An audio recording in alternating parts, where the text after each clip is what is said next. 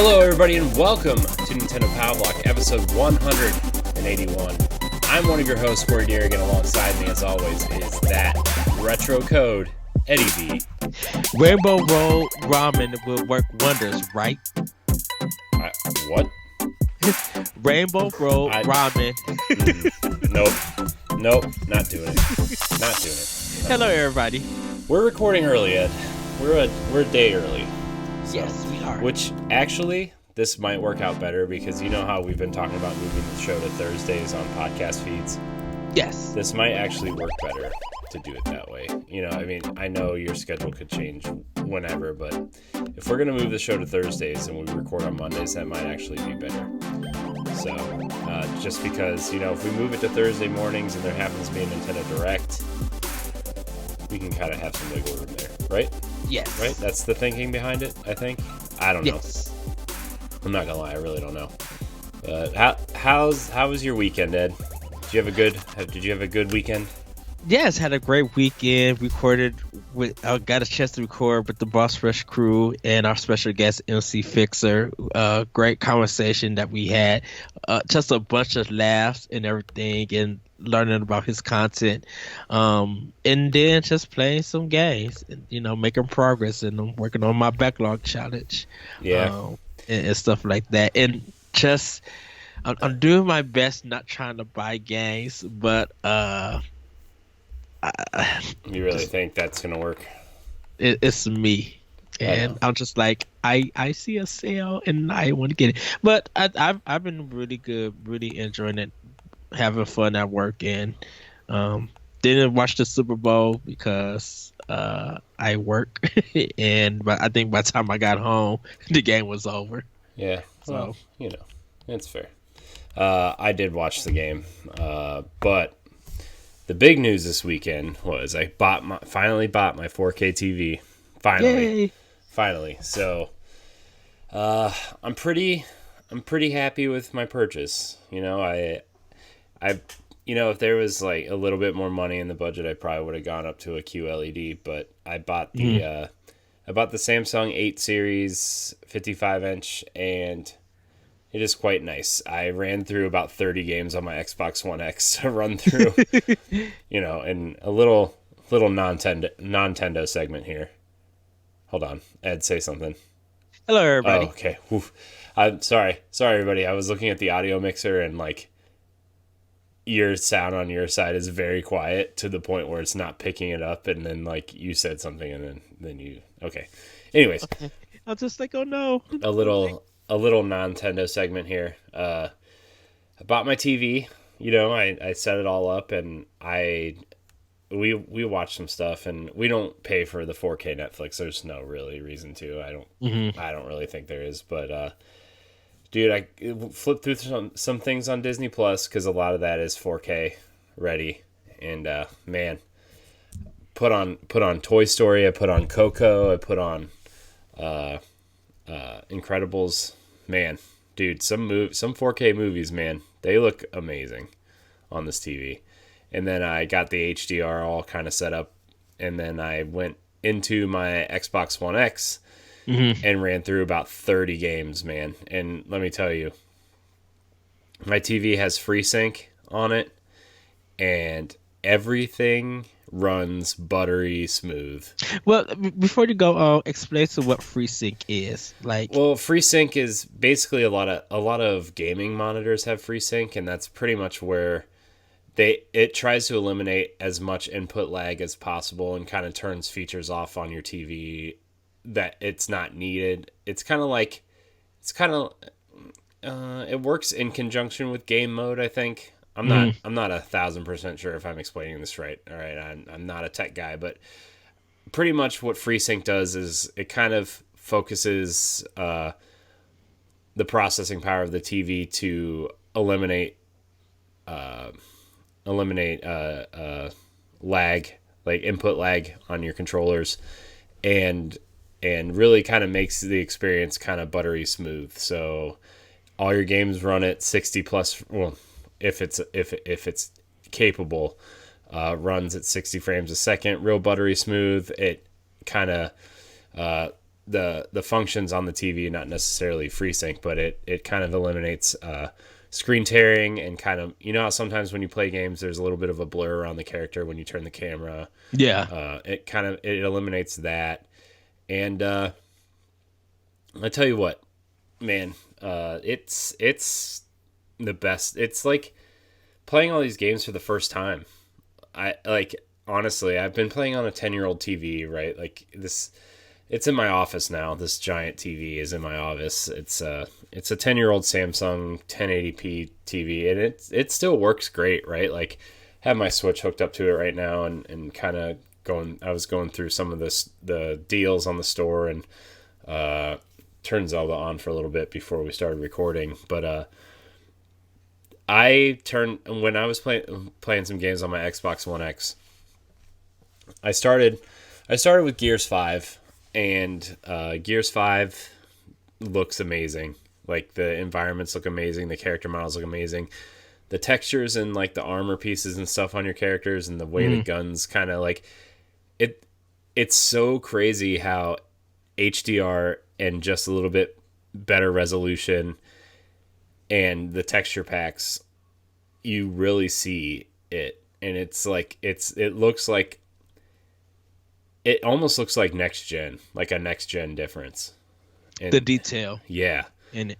which makes me really excited for the Series X, because I want to see what that looks like on this TV. But then I went to Halo 5, and when did that game come out? 2015? Yes. 2015? 2016? Yep. 2015. 2015. Dude, that game still looks incredible. I just jumped into a couple random missions, and I was looking at the guns on there, and like, there's like writing on the guns that I never noticed before. There's textures on the guns that I never noticed before. Remember when I told you when I got the Xbox One X and I was playing on my 1080p TV where I could see like the textures in the gloves and everything? Yeah. Well, this, like, you know how some toys are made out of like that textured plastic that's kind of got a roughness to it. It's not really smooth, but it's not like, it's not like what do you call it? It's just like this kind of rough plastic that you see on toys and stuff, like toy guns or toy other, whatever. Yeah.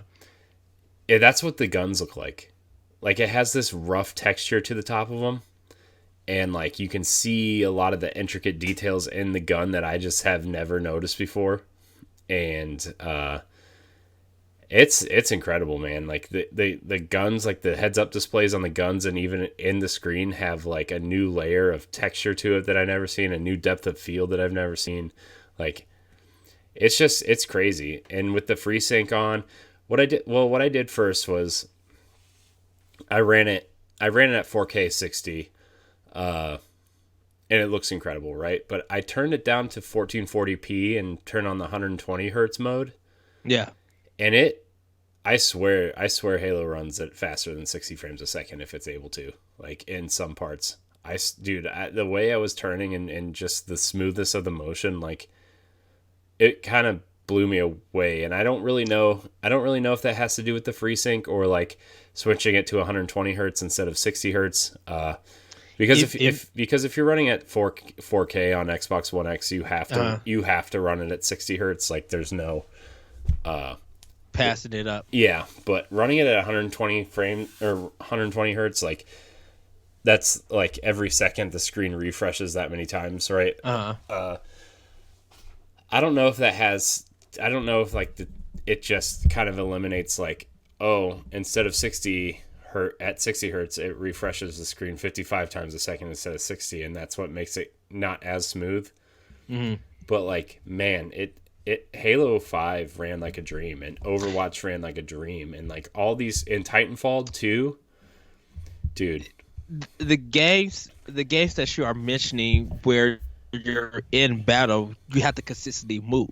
Yeah. So that may be because I think if like you're doing something with Gears, you get to take your time. So it's not really, you're not really getting kind of the excitement and benefit like you would in Halo 5 and Titanfall 2 because there's no covering there. So you got to consistently move. So I'm assuming the screen is in the TV is doing a lot of work. Yeah. Oh yeah. The screen is definitely doing a lot of work, and I put it on, dynamic mode, and like it's crazy. It's crazy how different, like, playing on this 1080p TV for so long. Like, I tweeted out the other day, I was like, people who say they don't need 4K HDR have never played on 4K or HDR. Like, I tweeted that out because like it literally feels like it really feels like I'm playing these games for the first time. Like, just watching them move and the animations and that opening, the opening cutscene to Halo 5, how amazing that looks just in general.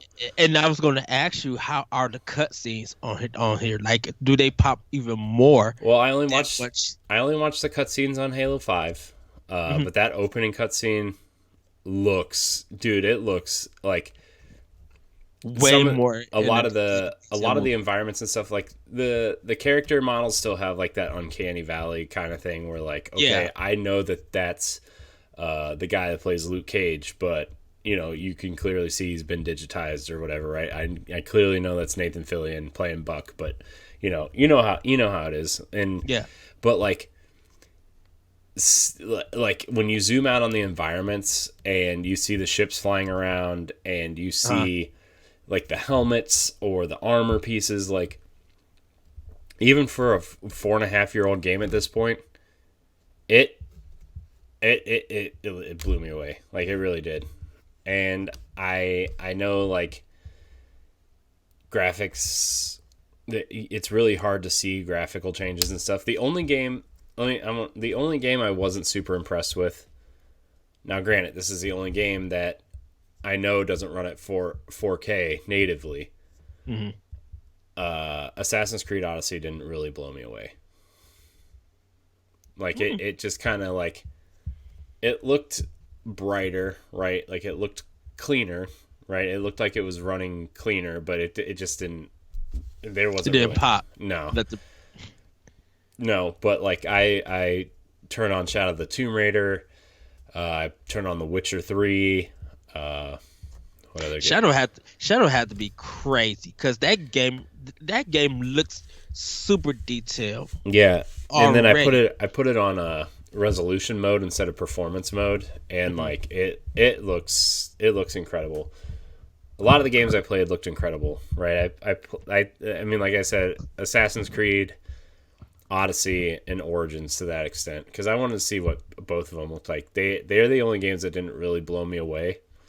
But like, to me, that's kind of understandable because they're so big, right? They're so expansive that it's just like I get it. And it may be something with Ubisoft's, like, it could be. I want to say the engine or art style, something about I guess their character models, I would say. I mean, it could be. Like, I didn't try to play The Division or Watch Dogs or anything. But and I made sure I had games. Like, you know how you can filter your Xbox games, like, to say, okay, I only want Xbox One X enhanced games. I did do that. The one game, there's a couple original Xbox games that are Xbox One enhanced. Black is Xbox One enhanced. Dude, that looks like, I turned it on, and that game looks like a 360 game with these enhancements. Like, it looks pretty good. Like, I know Black hasn't really held up well since it came out, but like, it looks really good. Like, it really does. Black is a weird one because I don't think graffiti was supposed to be impressive. I think it was more about the handling of the guns and the sound. I think Black was about sound design and AI as opposed to what the game like really looks like, which is fine. I don't really care. I just wanted to see what an original Xbox game looked like on an Xbox One X, and it looked pretty good. So yeah. What else did I play? There's a couple other things I checked out. Did you try Cuphead? I think I asked you. I did not try Cuphead because I didn't play it. I didn't play Ori either, which those two, Ori especially, would probably look amazing on there too. Yeah, I kind of was wondering like some of the indie games that do different art styles. How would they do? Because they're not realistic in a sense. They just have a particular art style, and I was wondering Yeah, well, I mean, those like Ori's the art pop. style would probably look amazing in 4K, right? Like, I think that would be the standout title. But I tried a little bit of Crackdown 3. I mean, it looks like Crackdown, but it looked cleaner. It looked sharp. I still like that game despite its kind of flaws. You know, like I still think it's okay. Yeah, it's. I think that's one game that when you are playing with someone else and you talking, y'all working together, that makes it fun. Yeah. Like because that's how I did most of that game. I played with somebody late at night, and that game became fun. Yeah. Um, What else did I play? I played a few other things, and I'm really impressed. You know, I didn't get the best TV on the market, but like I can. There's clearly a difference, and it's fantastic. So, I did play a couple Switch games on it, and I know they don't run at 4K, right? mhm. Obviously, because the Switch can't really handle it. But I did notice like the FreeSync really cleaned up a lot of the things that I like. Mario Kart felt more responsive. It actually felt like I had to change the way I played a little bit. Mhm. Like everything just feels more responsive on this TV. Like it feels better to play on this TV. And I know it has to do with the FreeSync and everything, but yeah, it just felt really good, and Smash feels good, and Zelda, it's cool because like there is an upscaler in my TV, right? Yeah. And like it just kind of like it cleans up a lot of things and makes it look prettier or whatever, but like it's not running at 4K. But Zelda, like just seeing, like I would just stand in the field and watch the grass blow. Man, that game, I keep forgetting how amazing that game looks all the time. Like I want to play it again so bad. But I would Do have, it. but I would have to find all the Korok seeds again. And Well, you don't have to no, find them. yes I do. Don't tell me. Don't tell me I don't have to, because I do. I'll I fight mean, you. it's optional. No, I have to. But yeah, man, it's I really enjoyed my new TV. It's fun. It's great, and I'm really happy with it. So, what was the Eh. one game that I checked out that was like really, really, man? I can't. Oh, Xbox or on Yeah, on Switch? Xbox, I Xbox. just can't. I can't think of what I was. It wasn't. It wasn't Hellblade. I know you mentioned Hellblade. Yeah, I haven't. Uh. I didn't try Hellblade yet. Oh, I thought you did. I turned it on, but then I was like, no, I need to wait because I'm in a part where Oh, I need to because you be didn't. focused. So, Oh, okay. um, but what did DMC looks good. Destiny 2, like it. Yeah, I was going to ask you about that. I mean it runs fine. Like I mean it's still 30 frames a second, which is Mhm. what kind of after playing Halo at with FreeSync on and the like switching between 120 hertz and 60 hertz and stuff, and just seeing Halo run at a clean 60 frames. And I did play a little bit of the Master Chief Collection too. Oh, and Sea of Thieves, you mentioned. Yeah, Sea of Thieves looks. You want to see a game that looks great, and with that art style in 4K, Hmm. Sea of Thieves is a wonderful game to check out. So, I mean, yeah, I mean, I could go on and on about this TV, but I'm really happy with it. It was only $650 for the 8 That's series. not. That's not bad. No, I was like the 7 series Hmm. 65-inch was only $599, and I was heavily considering it, but the 8 series has better contrast ratio. It has better viewing angles for when like people Is come over. is So that the latest one in it? yeah, yeah. Okay. It's like the 8 series is like the 7 and 8 series are Mhm. Samsung's kind of mid tier TVs. Okay. So And 4K now is becoming more common, so Hmm. and more affordable. So now people could get it. I think people was just like the price of 4K when it first started was too much. And I don't think they had like smaller sizes that people would get into. It was Hmm. always big size. So I think that's why people were just like they didn't need 4K at the moment. But now that they're going into the next gen and 4K is about to be common, I think more people will start seeing the difference once they get games and systems that support it. Yeah. You know. Yeah. So I mean, it's good. I like my TV. I like it a lot. I think like I said, if I had a bigger budget, I would have gone with a QLED, obviously. But it's Is that higher than HDR no the or no? QLED. The QLED just is like it's a little bit cleaner, and I don't really know the specifics of it, but it is a better overall picture, right? Okay. Just overall, but I can't complain about the TV I bought. It's great. So Yay, I'm I so do happy. I do want to play with the settings a little bit, just to try to get, because there is Samsung on their website has a help guide for people who want to just set their TV up for playing games, right? Hmm. And there are specific settings you can go through, but I still want to go through that and make sure everything is kind of like perfect. But overall, it's a great experience. So I Awesome. would like to. I'm gonna turn on. I want to check out some stuff on my PlayStation 4 also. Like I want to see how Horizon and God of War look, and Spider Man, and The checker box 4K. yeah, I just want to see like how different it looks. And I think. Oh, I was just gonna say. I think Horizon and God of War is really gonna stand out. They're really gonna pop. yeah, I think Horizon specifically is gonna look amazing. But yeah. Anyways, that's sorry. I didn't mean to take over a No, segment about TV, but it's you awesome. said it's not Nintendo. That's fine. Yeah, I like it. I like it a lot. Yes. Uh, all right. Well, Ed, do you want? Let's get into some of this housekeeping so we can actually get into the show. 22 minutes into the recording here.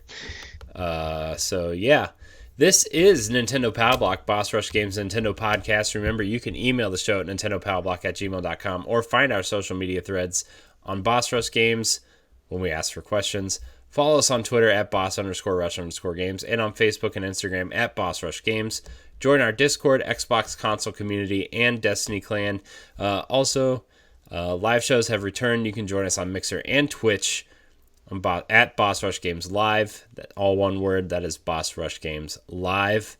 To chat with us when we are live on air. You can also find all of our content on bossrushgames.com and subscribe to our podcasts, including Nintendo Power Block, the Boss Rush Podcast, and Arsenal X, which will be returning this Sunday. I know I said it would be returning last Sunday, but I forgot the Super Bowl was on. So nobody was in. No one was available. So we're just going to do it next weekend. You can go to bossrushgames.com/subscribe to subscribe to our podcast and our YouTube channel, which is youtube.com/bossrushgames. A couple quick notes for you. Pod and Play revamped. Our seasonal Let's Play show is officially underway.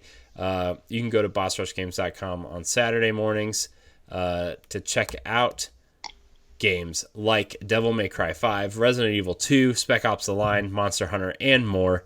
Tweet at us what games you want to see in the upcoming seasons. We are open to all games, so please come tweet at us.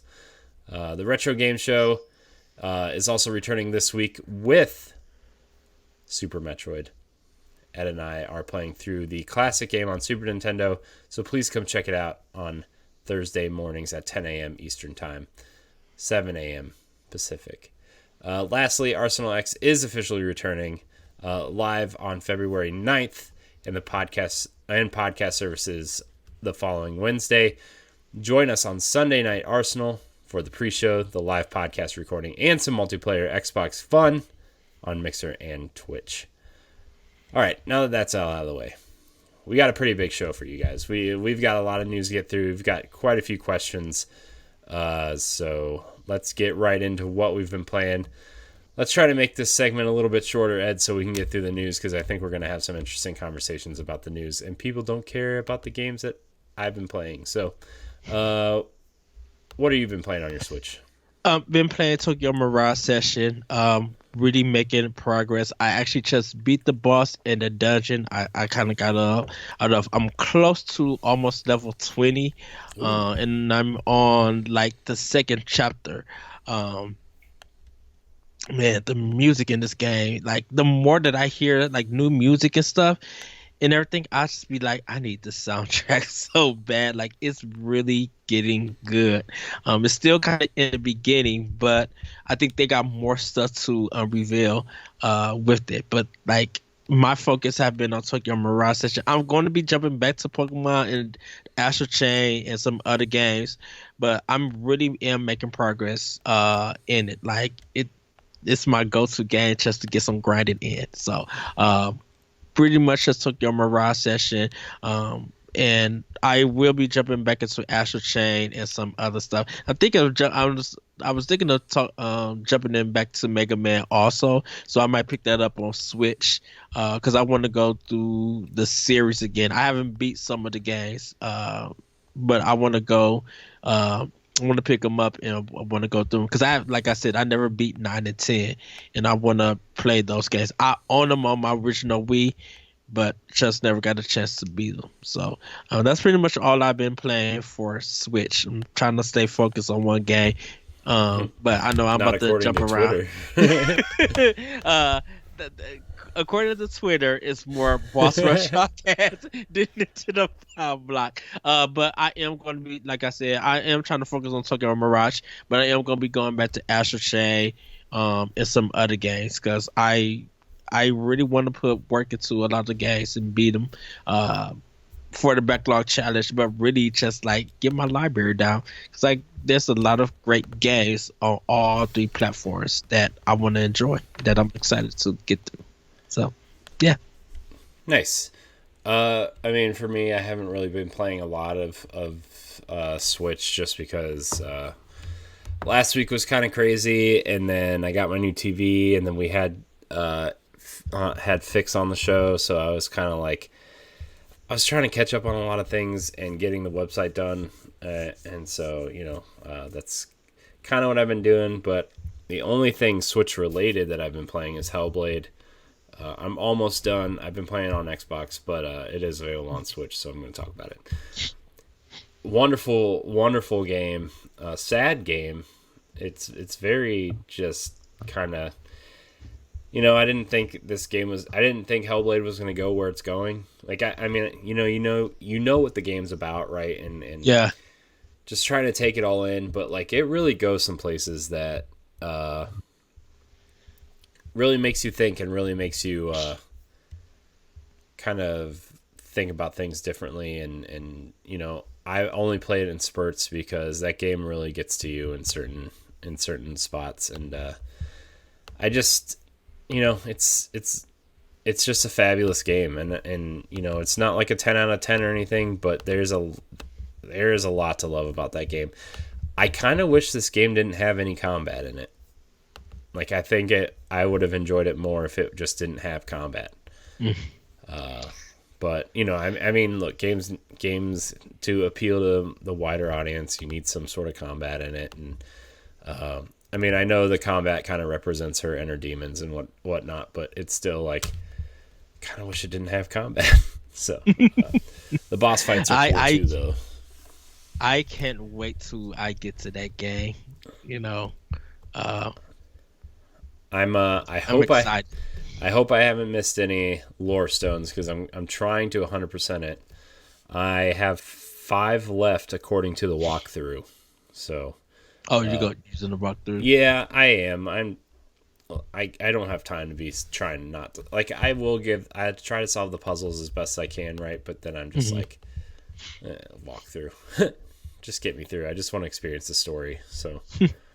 Which is understandable. Mm-hmm. So also I did play a little bit of Tokyo Mirage Sessions. I'm not far at all though. I just met Tiki and got back into the studio space. So that's That's where you know. you're at. Yeah, I want to do like the reason why I didn't play a lot of games last week either is like I want to do more like short form videos, like small videos, right? And like I've been trying to figure out like what are some video ideas? What can I do that's different? What should I just like, record videos to practice with, because like I know they're not going to get a lot of views, like, you know what I mean? Like, should I just like practice editing and get like one video out a week or whatever that's just me doing something on something important, like, or not important, like, okay, what are the top 5 Wii U ports that should be at Switch or whatever, and I know a lot of people do those stupid videos, but like I want to do practice videos, so when we do have something to talk about, like when the next Nintendo Direct comes out, right? Like I want to be able to, here are the 5 biggest announcements from today's Nintendo Direct, right? Like I want to be able to do a proper video like that and be ready for it. Because, we're going to talk about it on the podcast in long form, but like sometimes and we'll do the Direct recap show also, right? Where we kind of take a half hour to recap the show, but like a lot of times people don't want to hear that long. They want to watch a 3 to 5 minute video of like, this is what happened and let's be on our way. So I do want to try that, and then we'll see. I've been trying to also reach out to guests because we've had a long run of guests the last few weeks, and I want to keep that going. And it's been fun. We've had a lot of cool guests on. So yes, including on Boss Rush podcast, not this podcast. So I don't know. I've been playing around with the idea of having guests on this show, but like I like that this show is just us, and I feel like the Boss Rush podcast is more for that, Yes. So I don't know. We'll see, but shout out to Luke and Antonio and Zombie and Fix for coming on. So that's, if you haven't watched those last few episodes, they've been some of our best episodes, I think, so far. So yeah, man, I need to. I made it all day today, not drinking an energy drink, right? Yeah. Like I'm really trying to like cut back, honestly, and try to hopefully like cut them out completely. But like I got some Red Bull to do the show. Like I have a couple just to be energetic on the show, right? And like yes, now I haven't drinking anything all day, and now it's just like there's like burping everywhere, and I know it's kind of gross, but it's just like it just keeps coming, and I'm just like, stop. So right. I do have some water here too, in case anybody's wondering. Whatever. Especially because especially this show, we record late sometimes, and like just going to bed late and getting up early just does not do well, because I was up till like 11 last night watching the Super Bowl and like trying to get this area cleaned up and hooking up my old TV in the office, which is ridiculously large in this court, because like I have a small TV over here, like a small monitor over here that I have. It's literally just the Skype video, right? This monitor on my left is just the Skype video, so all I see on this is your face. This monitor over here is for the audio processing and the video and the streaming stuff over here. And then when I go to stream games, I'm going to be turned this way because this is where the TV is. And like I used to have like a 30-inch TV sitting on this thing that was never even plugged in. It's been here since we moved, never plugged it in. Wow. And it went from like a 30-inch to a 55-inch TV sitting here, and it's just like, whoa, that's big. Oh. But don't tell my wife I said it's big. It's too big for the space, but don't tell her that, because she'll make me move it, and I don't want to move it. Where she said, I heard that. She probably did. I don't care. Lol. Anyways, all right, Ed, we've got a lot of news to cover, and we're gonna have a lot of big discussions. So let's see. Oh boy. All right. So our first story, EA art director from DICE signs on with Retro Studios. A lot of these stories are coming from Nintendo Life. There's a couple Game Informer articles in here too, but I just want to, just to get going, I just citing Nintendo Life and Game Informer. So it's been just over a year since Nintendo announced that it had restarted the development of Metroid Prime 4. Since then, Retro Studios has been recruiting like no tomorrow. Now, according to VGC, the Texas-based studio has hired DICE's art director, Johnny Longstead. Yep, that's how it sounds. I'm sticking to it. He's helping with the art. Sorry, I know I'm bad at names. I can't help it. I'm sorry. He's helped with the art direction for multiple EA blockbusters, including Mirror's Edge Catalyst. Would you call it Mirror's Edge a blockbuster? Yeah. Battlefield 5, Medal of Honor, again, yeah, and even expansion packs like Battlefield 3 Close Quarters. I will say that Medal of Honor reboot, I love that game. I mean, I'm not saying it was a bad game. I'm just saying, like, was it really a blockbuster? That it wasn't, but I'm just like, I give it props. Like, I give EA props for this game. For DICE, yeah. Warfighter was a horrible mess, but that reboot of Medal of Honor, on point. Sorry. Here's what his LinkedIn page had to say. It says, quote, "Today was my last day at DICE, and it's with mixed feelings. I'm leaving something that's been a part of my life for such a long time. It's been a great journey, and I feel privileged to have got the chance to work with all the talented people at DICE. You will be missed. Now I'm ready for a new chapter in my life and looking forward to my new journey at Retro Studios." VGC believes he's been hired for Metroid Prime 4, but there's always a possibility the studio could have other plans for him. It's also worth noting that Retro has been seeking an art director since last June. This follows on from the recruitment of Halo series character modeler Kyle Heffley last October. At the start of this year, Donkey Kong Country Tropical Freeze lead designer returned to the studio as well. So we actually have a question that pertains to this. So we're gonna read that question right now and kind of lead that into the discussion of Metroid Prime 4. Casey McHale writes in. He says, "Can you discuss what you think Metroid Prime 4 is turning into? How big is this game?" Well, first of all, they seem to be getting a lot of talent from major first-person shooters. So I wonder, like, I feel like it's going to be a mixture of what we remember Metroid Prime being, like the original trilogy. I'm going to say probably 1. I think they're going to want to capture the essence of what Metroid Prime 1 was, right? Yes. But I think it's going to be a little bit more action-oriented. And I think you're going to see a lot of Halo in this, or at least a Halo-esque combat system in it. I think it, or not system, but I'm going to say combat encounters that are similar to Halo, where you kind of have to be strategic on how you take on a situation, and then there will probably be a lot of puzzle solving within that as well. I don't know how big this game's going to be, right? Like, I feel like this is going to be a pretty smartly designed game, and I don't think it's going to overstay its welcome, but for how big it's going to be, I don't even know where to start with this game. Well, it depends on where they want to go with this, as in kind of how they're going to play on with the story that we don't know. Are they going to have the black and white world like they did in 2? Are they going to have 3 worlds where you go to multiple things like in 3?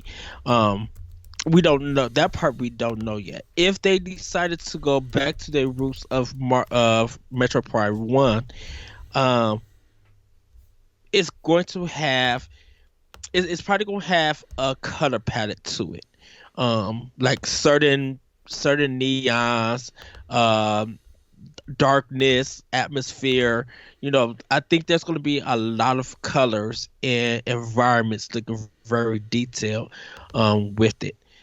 I will say it may be they're probably trying to go bigger, and bigger in the fact that you do have your linear sections and your backtracking and stuff, but I think they're going to probably put some Breath of the Wild ideas and elements into it where there at some points they're not holding your hand. You literally want to go there, you find a way to get there without us having you to give the equipment or unlocking stuff. You just able to go there and you do your best to survive and stuff. Um, I have a feeling that we'll get new powers. Um, and maybe we just might get a new Samus suit. Um, with the design. Uh, Now if we get Dark Samus, that's a possibility of us getting there. Um, I really say I could really say I'm looking more forward to an art book than I am. I'm of course I'm looking for Metroid Prime for the game, but I want to see their art book for that game because stuff that's not stuff that they don't use and stuff they did use having the character model from Halo 4 and having this art director from DICE, just literally seeing what they come up with in the team Hmm. at Retro, put that in a book, whether they sell it separately or with a collection. I want to see that because I'm interested to see what what how you guys go from, and this is going to sound kind of mean, but how did you guys go from a very talented studios making the high art games that they made to going to Nintendo who thinks of art in a different way. And it's not big, but it's impressive to see what you could work with what you're giving, Hmm. you know. And I want to see what they could do. Like I want to see some hand drawn stuff. I want to see some claymation and character models in the book. Like I'm interested more into the art book, Well, and how stuff got used and did it. I'm looking at concept art for Battlefield 5. Hmm. And like aside from like, some of the World War I kind of stuff, there's some like really interesting concept art that probably wasn't used in the I didn't play Battlefield 5, so I don't know if it was used or not, but it's like really artistically done with like a lot of reds and a lot of oranges and Hmm. you know a lot of environmental work that's kind of not. I mean, it's set. You can see it's set in like a realistic kind of setting, but like forests and woods and caves and stuff with this orange and red aesthetic. And then you look at the art direction of Halo 4 specifically, right? We talk about this all the time where you can really see the Metroid Prime influences on the enemy design and the character design and stuff like, and bringing every you in that Yoshi cup, dude. But like you can really see the designs like pop from Halo 4, Hmm. like it could have been from Metroid, right? Especially in the When the trailer looks like a Metroid game. yeah, especially like the oranges and stuff and the kind of like Yes. the enemy designs of what they're called the Prometheans, right? Yes. Prometheans? Yeah, like you can really see Metroid influences in the Prometheans with the kind of sleek armor sets and the oranges and the way when you use like the shatter shot, like the way the enemies disintegrate and the particle effects float around, like that's very Metroid. It looks very Metroid Prime. And so like looking at this concept art, very cursory Google search for concept art from Battlefield 5, like hopefully he's going to be an environmental artist and kind of lead the environments that way, because there's some really unique looking environments in this concept art, even though we kind of know we've seen what World War I and World War II look like Hmm. in movies and stuff. Like taking what you know of that, there's still some really well done concept art that looks different.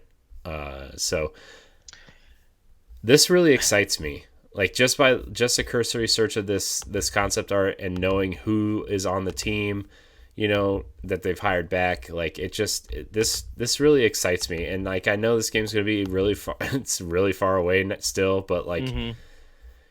I still think we're gonna see whatever game they were working on before then. Like I I, really do. But like I, it just yeah, I looks. I just this game's gonna be really. This game's gonna be really really strong for the Switch. yeah, I really want to see because it feels like what you got someone who has done space, which is Halo 4, that the character model, and with this art director, RG is did he have some influence looking at Dead Space or Alien Isolation or you just I don't even know Alien Isolation. It's not EA.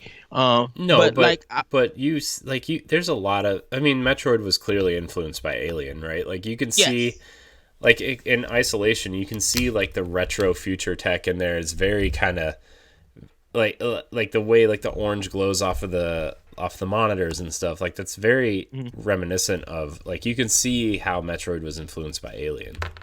Yeah, and I think my last thing is I think they're gonna have cutscenes in there, even though there might not be no voice to it. I would See, I love to. think I think I think there is going to be voice. I think there's going to be voice acting in this game. I really feel like Nintendo and Retro want this Mhm. to be their, Microsoft throws around quadruple A studio for the initiative, right? I honestly think that Nintendo is and Retro is really trying to make this their quote quadruple A game for the Switch, and I really think they're going to try to do that. Does Treehouse do most of their voice acting? I don't know who does it. They might do it. Retro might do it in house, They honestly. might do it Uh, because now, of course, Metroid Other M, that voice acting wasn't no, particularly great, no, but that was also Team Ninja. right? So this is an American company with Retro. Um, like I really want to know who are they going, who will they get to voice Samus Aran, and of course you could feel subdued at times with Samus Aran, but like the voice acting really needs to match the action that's going on, the emotions there she's feeling, and whatever they're taking this because of if this is going to be a big game for Switch, hopefully, hopefully for America and maybe UK, not so much Japan. Hopefully, we really support this game. We need to get it at least to a million, um, over time because I'm like I they're feel bringing like in major talent. I feel like Oh, go ahead. no, I was just gonna say I feel like this could. I feel like it's definitely. I feel like this is gonna be the best selling Metroid game.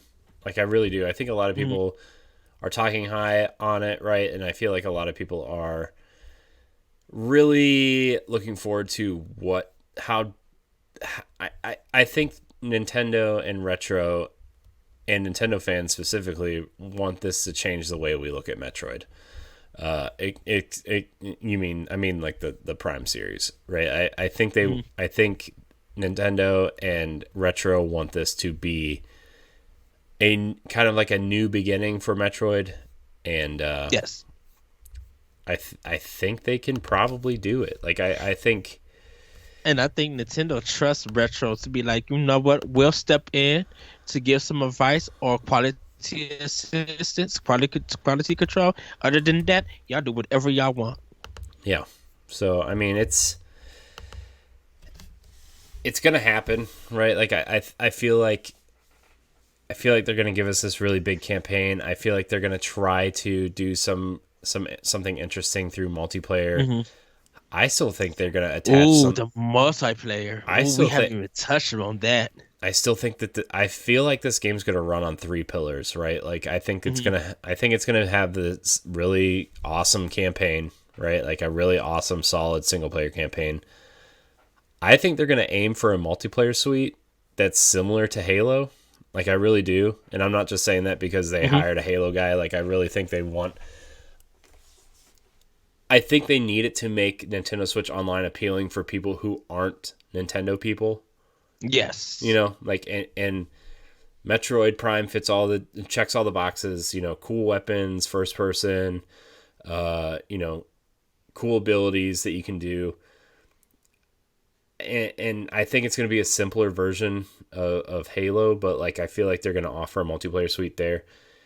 I still think they're going to try to fit Metroid Prime Federation Force into this somehow, Some of the ideas and stuff. yeah, as like a cooperative. Like I think there's going to be you know how like Splinter Cell had like a co-op campaign for a couple of the games where you weren't playing as Sam Fisher, but the story ran alongside Sam Fisher's story, Yeah. the single player campaign, and Yeah. you could run it co-op. I think they're going to try to do that.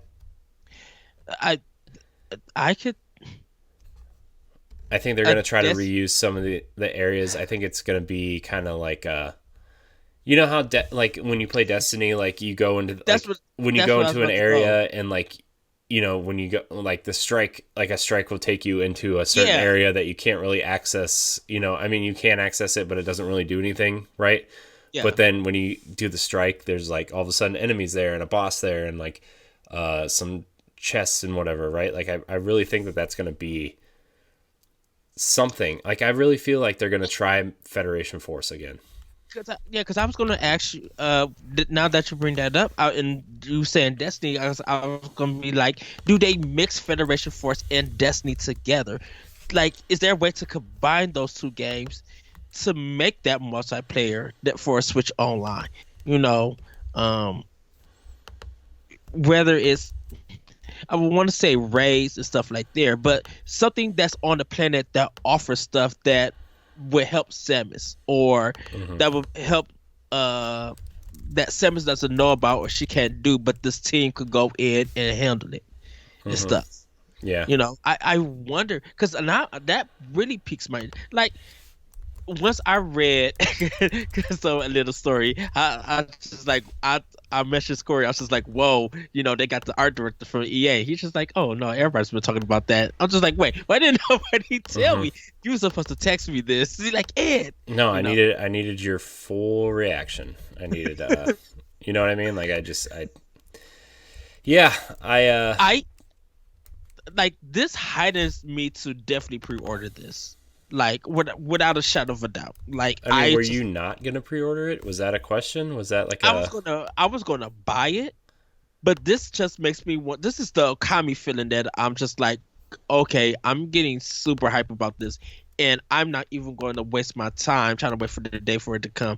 I'm just going to pre-order it it's fair. once it goes to stores for me to pre-order. Hmm. Well, that's fair, I guess. Uh so, yeah, I think I just want to say one last thing before we move on. Like I think Metroid Prime 4 has the potential to do what Breath of the Wild did for Zelda. Yes. You could like, and I know that this is probably going to be more of a traditional Metroid experience. Like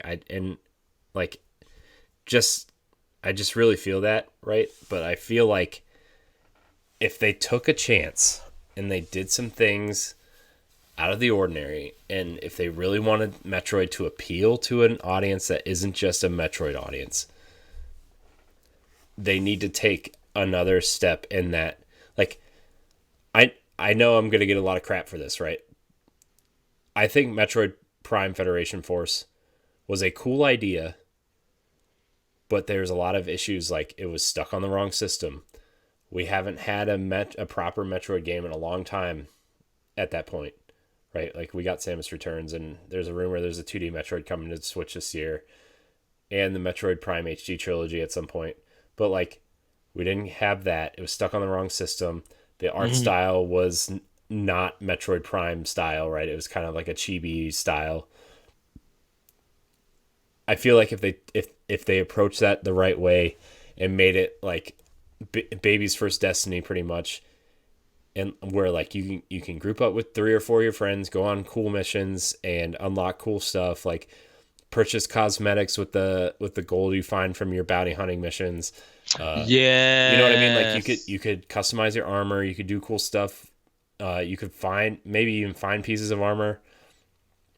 Maybe not the way you do in Destiny, but almost more of like a Monster Hunter-y way where you're kind of grinding for resources and stuff, That would be cool and too. and like forging your own armor, and you're like, okay, well, you can go to like in like they have like a store with like blueprints in it, and maybe you purchase blueprints and say, okay, here's my blueprint. This is what I'm going for. Here are the materials I make. And then after you collect the resources, you turn the blueprint back in with the resources, and then that's the piece of armor you get. And, you can mod it with certain perks and whatever. And I know I'm getting really deep into the weeds here, and I know it probably won't happen, but like I think there's something unique you can do there. You know what? I'm down for that because I think retro's probably being researched. I bet you they've been playing other first party shooters and get an idea, and they want to incorporate it for their multiplayer. I think they're doing that research anyway because it's been so long since they've done Metroid, right? They've done 2 Donkey Kong games and a Mario Kart, and like, you know what I mean? Like a lot of people forget they did the Mario Kart on 3DS, right? They did 2 Donkey Kong games. They've done asset work for Mario Kart 8. Like they've haven't done a real Metroid game and since the Wii.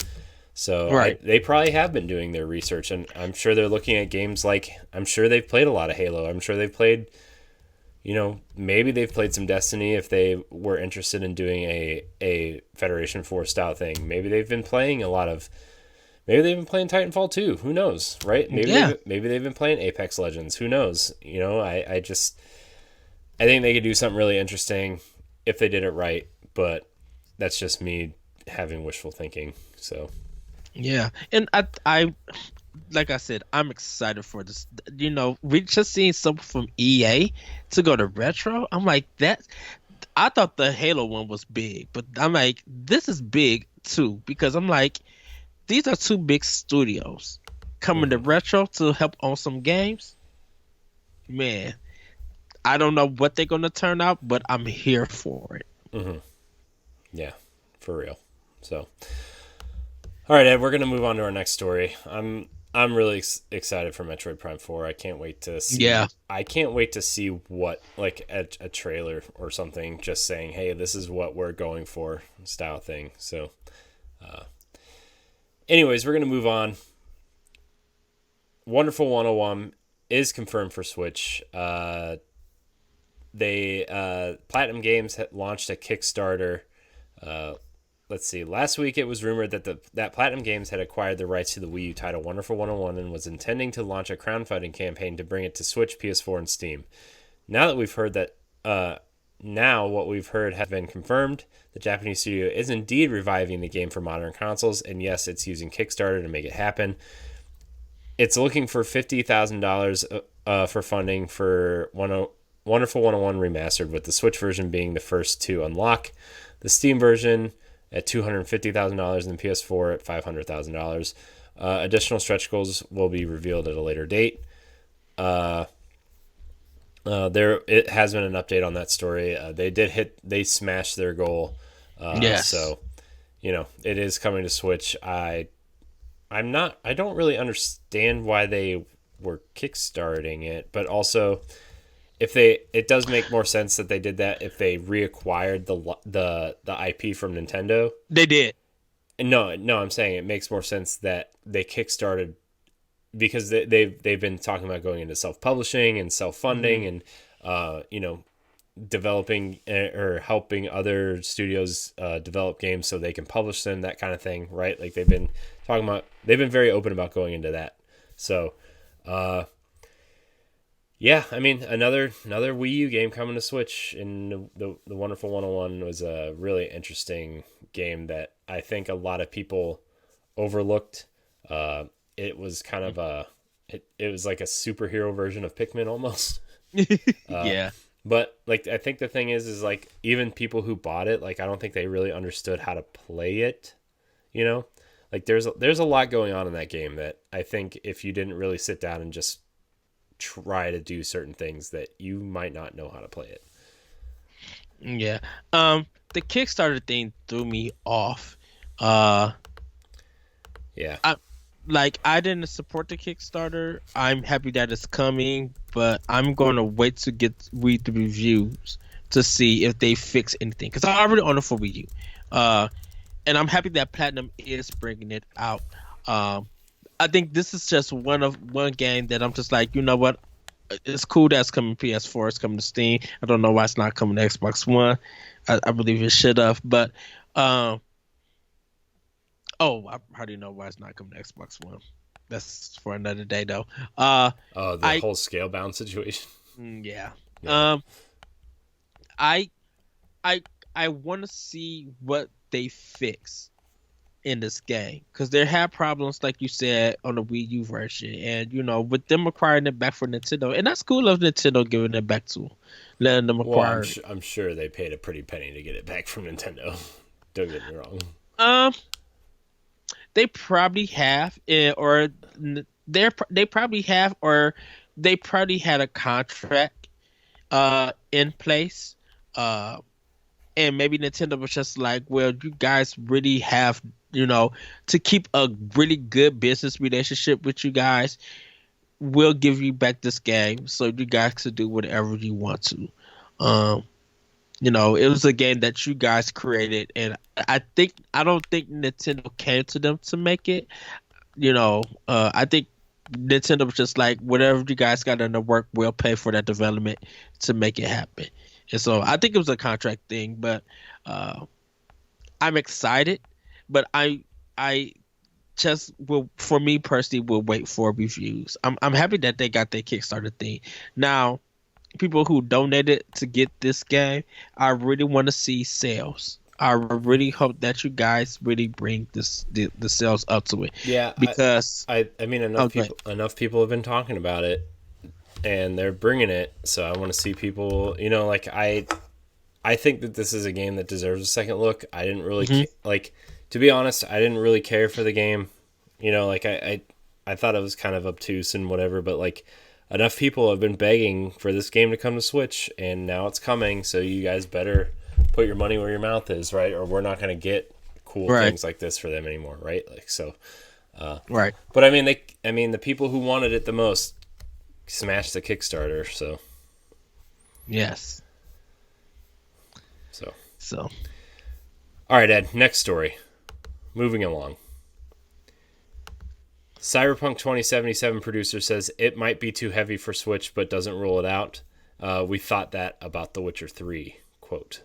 Uh, One of the most talked about upcoming games for rival platforms is Cyberpunk 2077, an open world RPG from CD Projekt Red.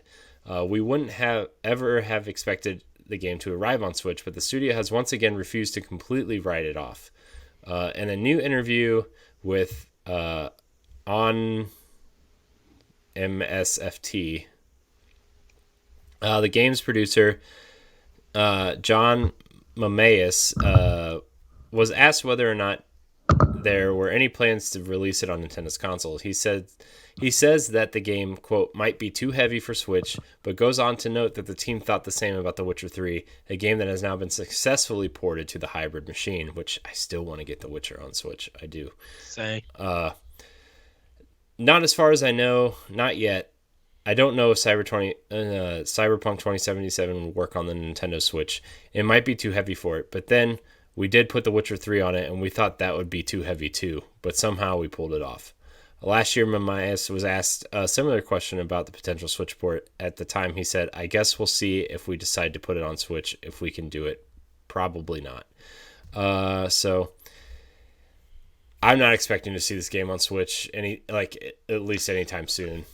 I okay. I mean, So The Witcher is one thing, but that was, by the time it came to Switch, that game was 4 years old, and oh yeah, there's been a lot of uh, changes, I would say, in technology since then, or the way people develop games, or just the way they are in general.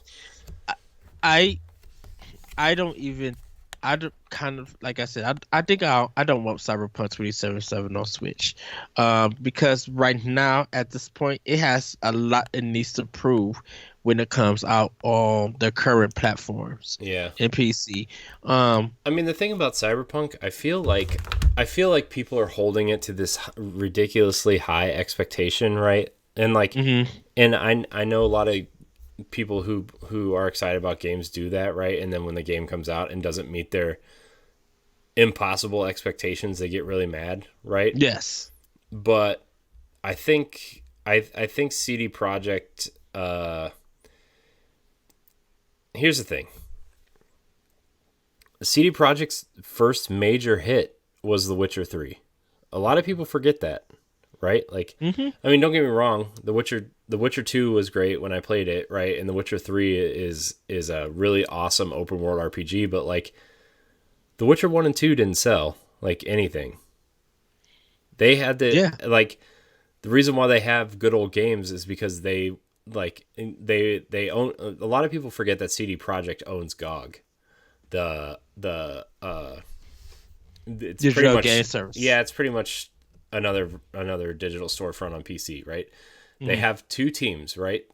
CD Projekt Blue, which runs GOG, and CD Projekt Red, which makes the games, right? Yes.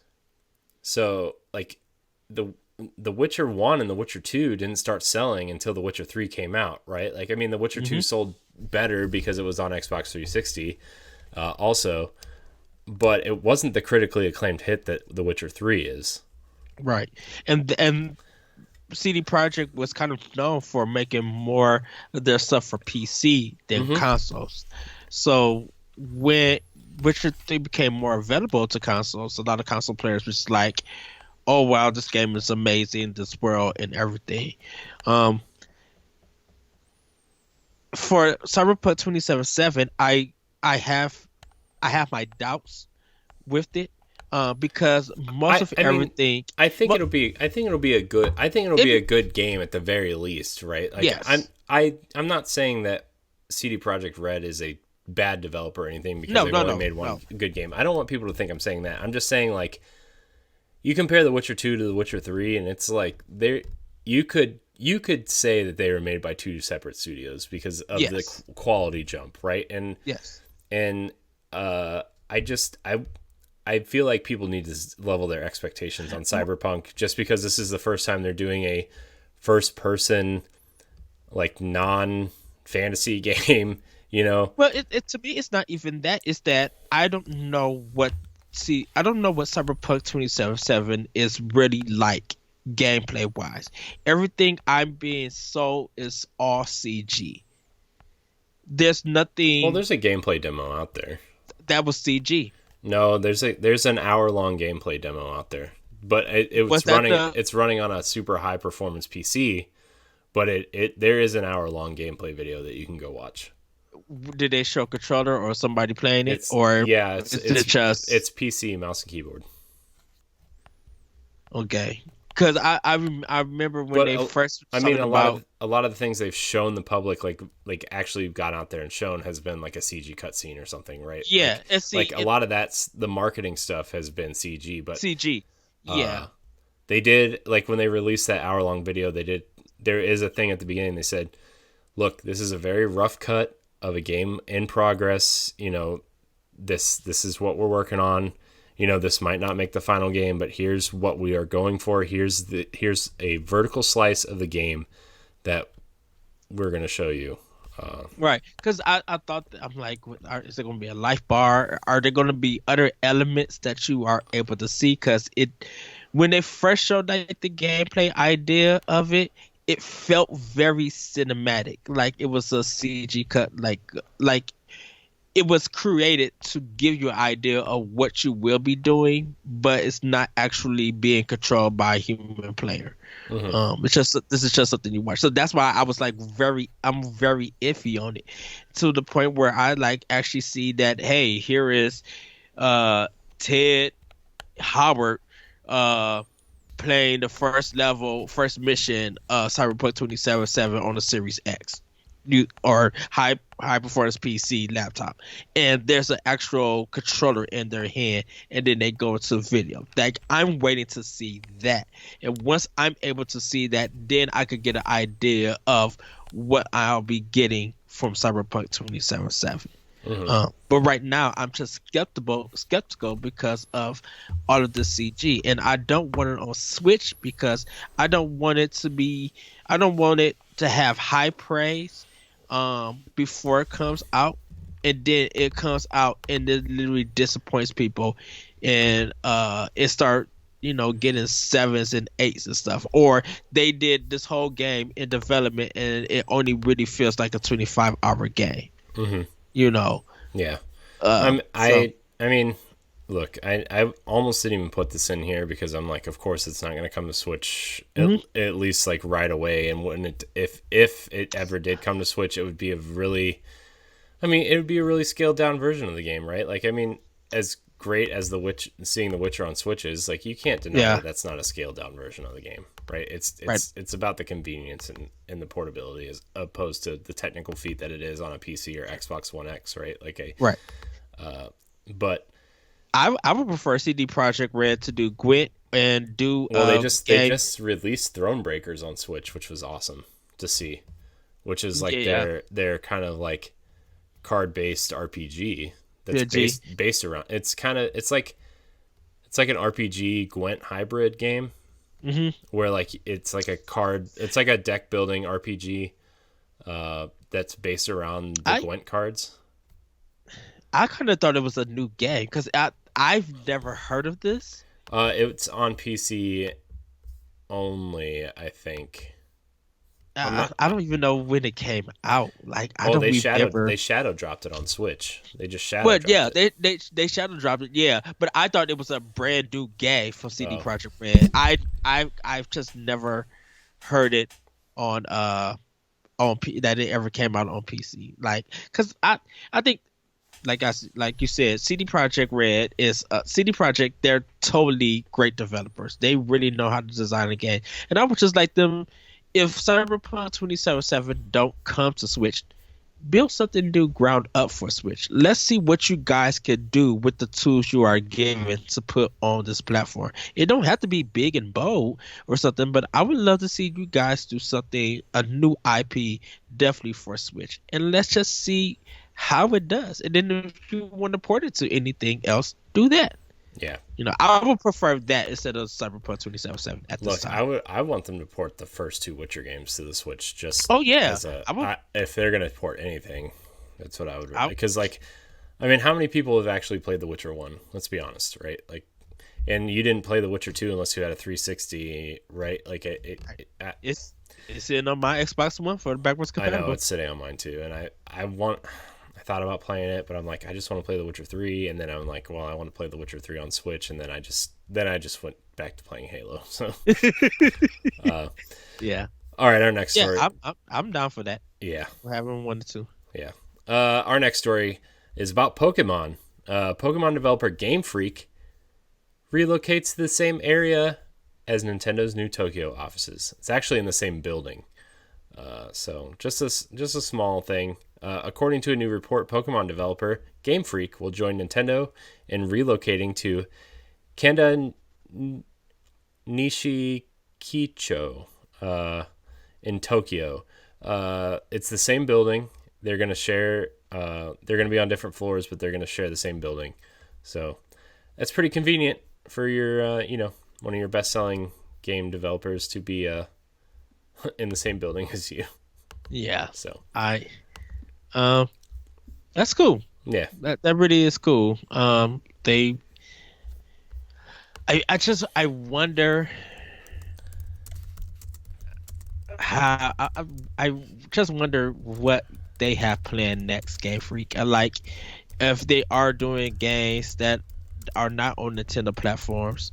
Um, but yet they're working in the same building with Nintendo. I wonder if Nintendo gonna be like, "What you guys working on?" Let's see.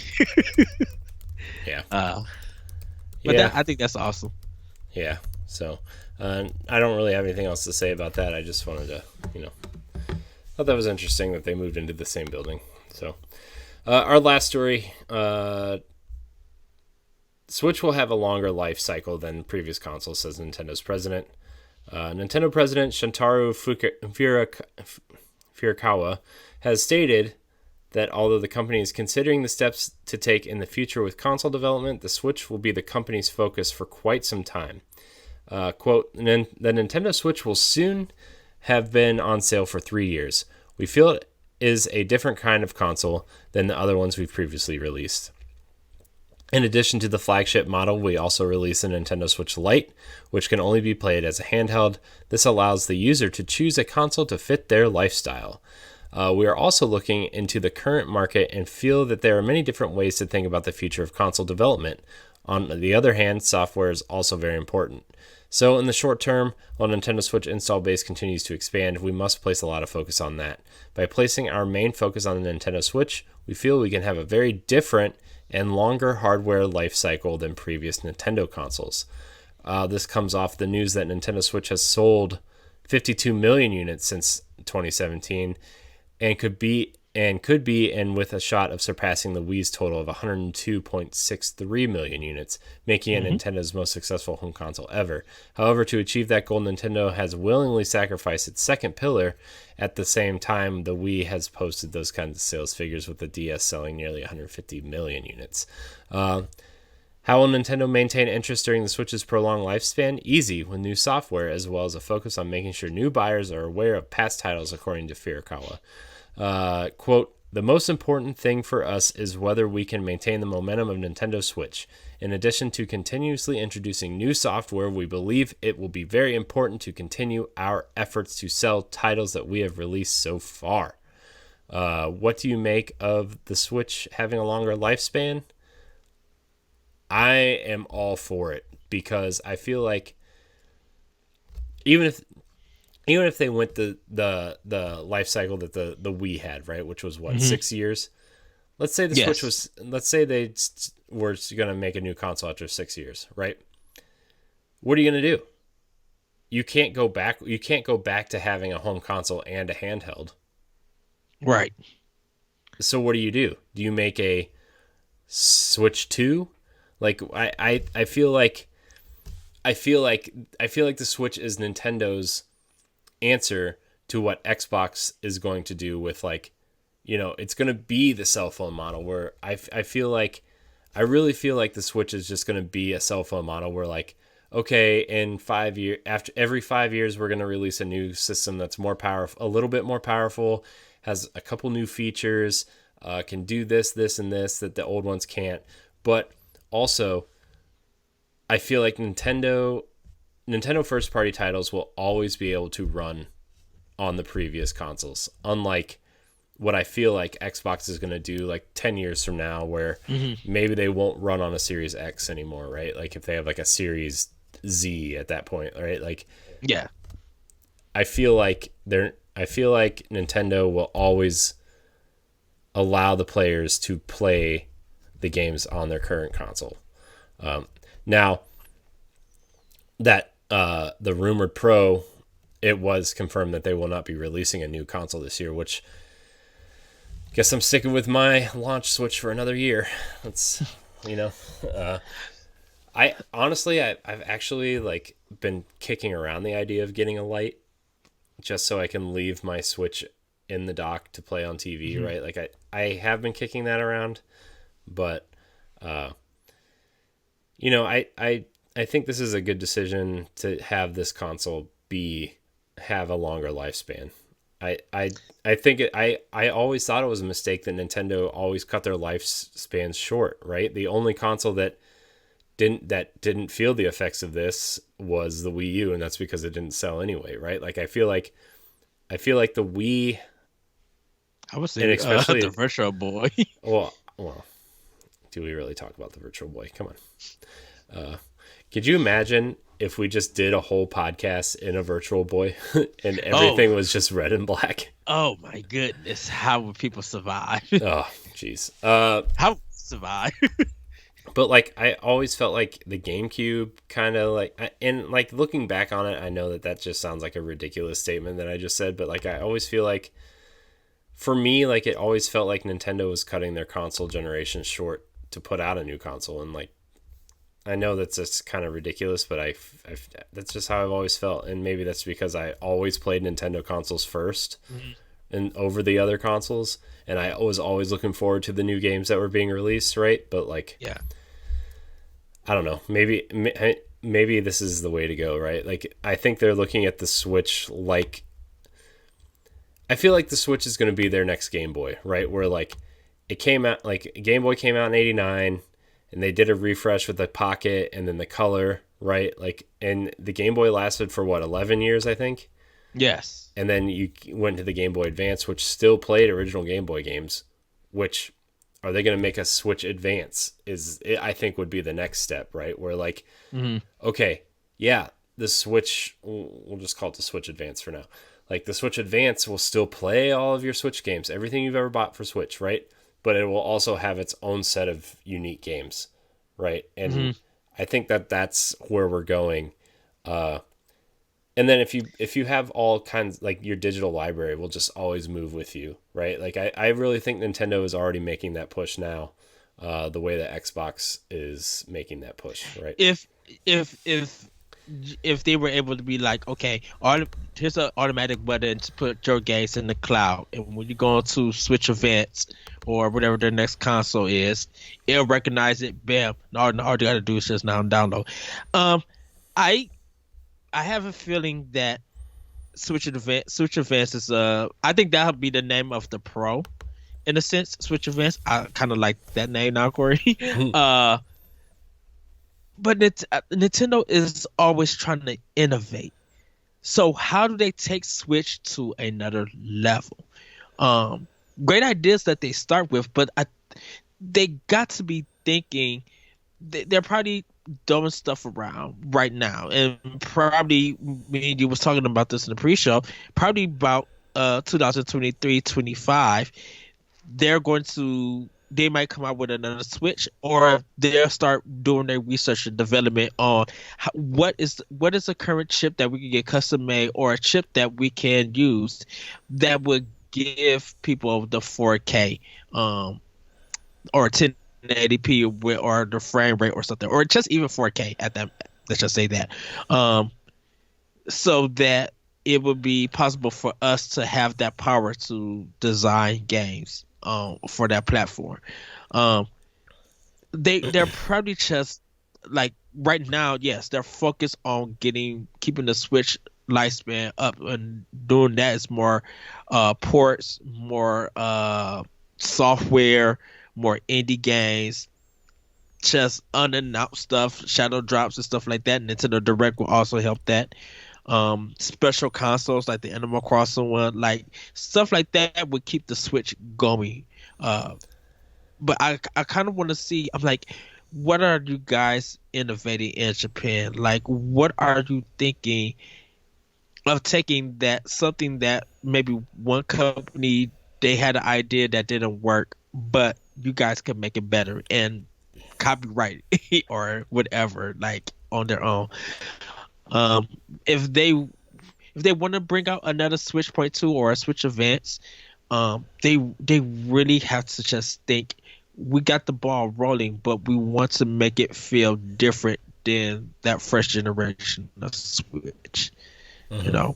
Yeah. So I think they're just like, they got to get into the headspace of being innovative, and I think their engineers and stuff are really just thinking about it. Nothing is confirmed, or they're actually working on it. I think they're just tossing out ideas on what can we do, to make this next console. Yeah. So, I mean, I'm glad, because like I'm really tired of buying consoles every like 2 years.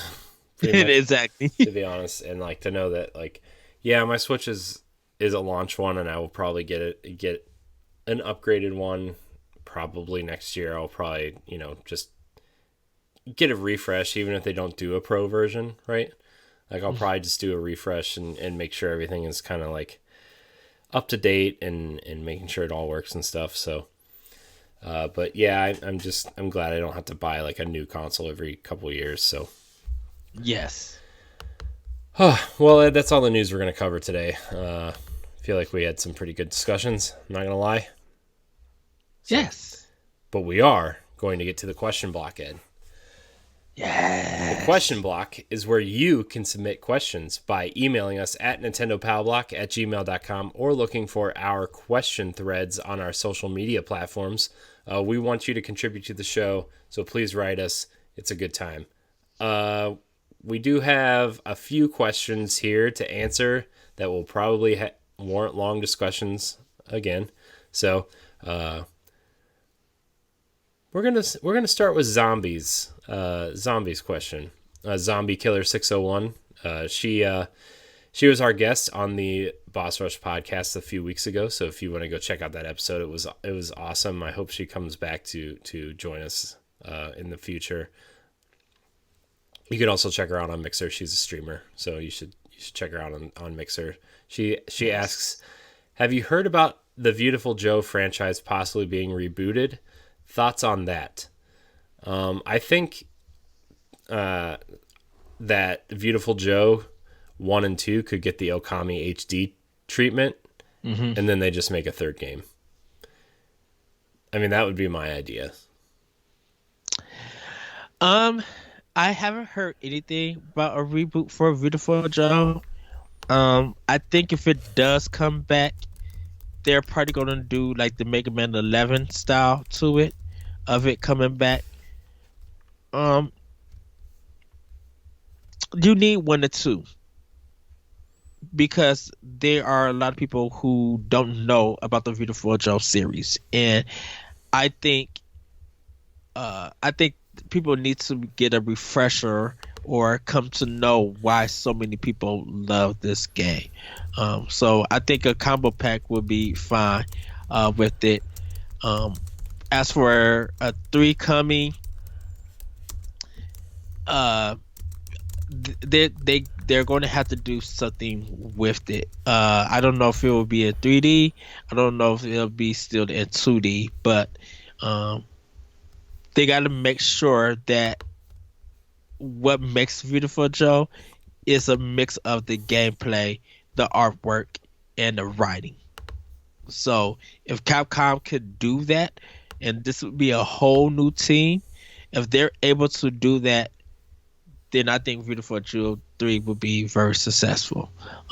But they really got to focus on just getting 1 or 2 out so people can understand it, and then look forward to 3. I would be down for it if they do it for a Nintendo Direct. Yeah. Like it needs to be shown at a Nintendo Direct. If they want to do it they might do it for Inside Xbox later on, or I don't think it fits State of Play style of getting an announcement out. A Nintendo Direct, people would definitely be more hype for it if they do it there. So I'm for it. I just need that 1 or 2 to happen. Yeah. So yeah.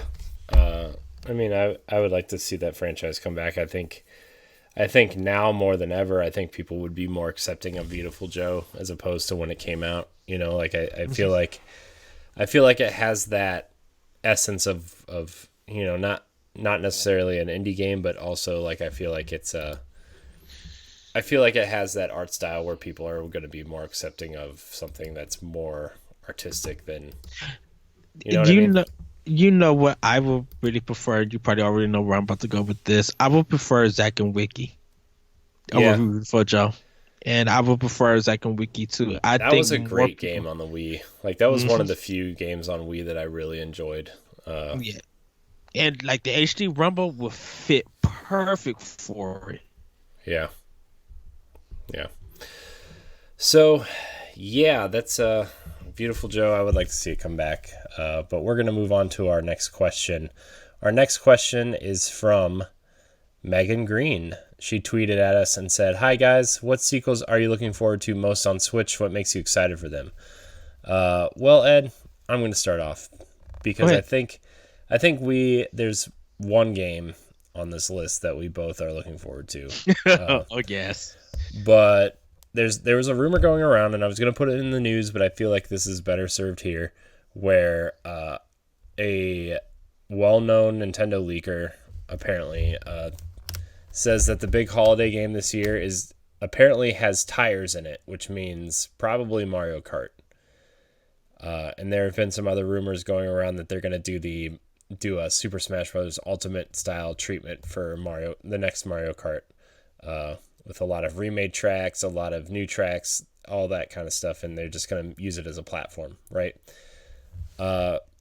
But as someone who loves Mario Kart 8, I am in desperate wanting of a new Mario Kart. Dude, I've been playing the crap out of Mario Kart 8 since it came out on the Wii U, And dude, I popped it in the other day again, and I'm just like, I know these tracks so well, and like I know how to play this game so well. Like, I mean, I'm not like a fantastic Mario Kart player or anything, but like, when you're playing against the computer guys, you're just like, it's not even fun because you know exactly what to do everywhere, right? Like it's. I mean, Mario Kart's fun, but it's just like when you play a game so much that you're just really just going through the motions because okay, gotta drift here, gonna try to get the shortcut here, gotta do the jump here, gotta make sure I have my green shells swirling me because I'm in first place. Oh, there's a blue shell coming. Is there anybody coming behind me? No. Okay, I'm gonna jump off the edge right now so the blue shell can't get me. It's just one of those things, and it's just like, man, this is. I want this Mario Kart sequel to be true. So that's the Mario Kart 9 is on my list as like a Mario Kart like a service, right? Where you pay for the game and then you just buy DLC tracks all the time. Just keep them coming, like Smash, just keep them coming, right? Another one I want like that, Mario Party. I want to pay for the game and then just keep selling me new boards. I don't care. Just keep selling me new boards, right? And then obviously Metroid Prime 4 we talked about already, but I do want to have a discussion about the sequel. So, what are some sequels you're looking forward to? Of course, anyone who knows me, definitely Bayonetta 3. Because of how strong Bayonetta 2 is. Like, of course, people who know me, I love action style games. So I love the fighting, love the combos. I really want to deep dive and learn this game inside out. I'm looking forward to the comedy and where they're going to take the story. Like, I'm in the weapons and stuff. I really can't wait to see. I would want to see what Nintendo, if they're going to have any Nintendo outfits in it, because I think it's funny seeing her in the princess costume and kicking folks up in the air, or the Star Fox costume. Yeah, like I would love to see that. Like you mentioned, Metroid Prime 4. We talked so many times about Breath of the Wild 2. So, Snipper Clips 2 is something I would love to see happen. I'm looking forward. Snipper Clips is awesome. Yes. Doom Eternal. I am looking forward to. I hope Ori 2, Will of the Wisp comes. Bravely Default 2. I'm excited for that game. I cannot wait for that to drop. If Square Enix is going to put the work in this game, I don't know what to say. I'm really looking forward to it. Shin Megami Tensei 4. I'm a Japanese RPG nerd. I can't help it. Like, I want that. Come on, Atlas, stop playing around. This game should be out. Crazy enough, if it's true, and if Sega is willing to do it, Virtua Fighter 6. Sega got two new games that they need. They said they haven't announced yet. We don't know what platform yet. But if there is a Virtua Fighter 6, because someone posted a picture that they was going to be somewhere speaking about it or announcing it. I don't know if it's sure or not. But if Virtua Fighter 6 does come out, I would love to see it, part of it coming not only for Xbox and PS4. I would love for that to come on Switch. Switch needs a 3D fighter on the system, and we don't really have one. We got phenomenal 2D fighters, Arcade, SNK, Indies. We got phenomenal ones, but we needed a 3D fighter, and I'm here for that. If Bandai Namco, if you want to bring Soul Calibur 2, up-res it, bring it to Switch. I mean, they already made Soul Calibur 2 HD, right? Like, didn't they do that already for like Xbox Live Arcade and PS3? I want to say they did that, but it was the Hihachi. It was Hihachi across the board. There's no Spawn or Link, obviously. Yeah, give us Link. We will take it. I bet you if they just released it on the eShop for $20, I hope the internet, I hope the eShop get broke, so people because people buying it too much. Like I would love to see that. People want Street Fighter 5 on Switch. We talked about that. Octopath Traveler 2. It's just saying every single Uh, sequel it, you can think of. This is funny. we're hoping for that Jesse to and I be. were just talking about this the other day about how you just kind of just have the longest lists of everything. Uh, Why? I'm single. I don't have no kids. I don't have no one dating me. So I I I fill my time up with games. I can't help it. I know Jesse and I were just talking about this the other day. We were like, like when we talk about what games we've been playing, we have like one or two Uh, games that we kind of deep dive into, and then we're just like waiting for your list to be done because you just like, I played this and this and this and this and this and this and this and this and this and this and this and this and this and this, and then we're just kind of like, uh, do I need to reduce what I play? we're I just can't. we're just messing with you. It's just fun. So, Yeah. But those are our one for Switch and Xenoblade Chronicles 3. yeah. All right. So the one that we did not touch on was Breath of the Wild 2, which is something I know we're both looking forward to. Yes. And I think that's the game I want the most out of anything right now. Like I really do. I really want Breath of the Wild 2. Like I had so much fun with that game, the first one. Hmm. I still think about it. I still pop it in once in a while, right? Like I just want that game.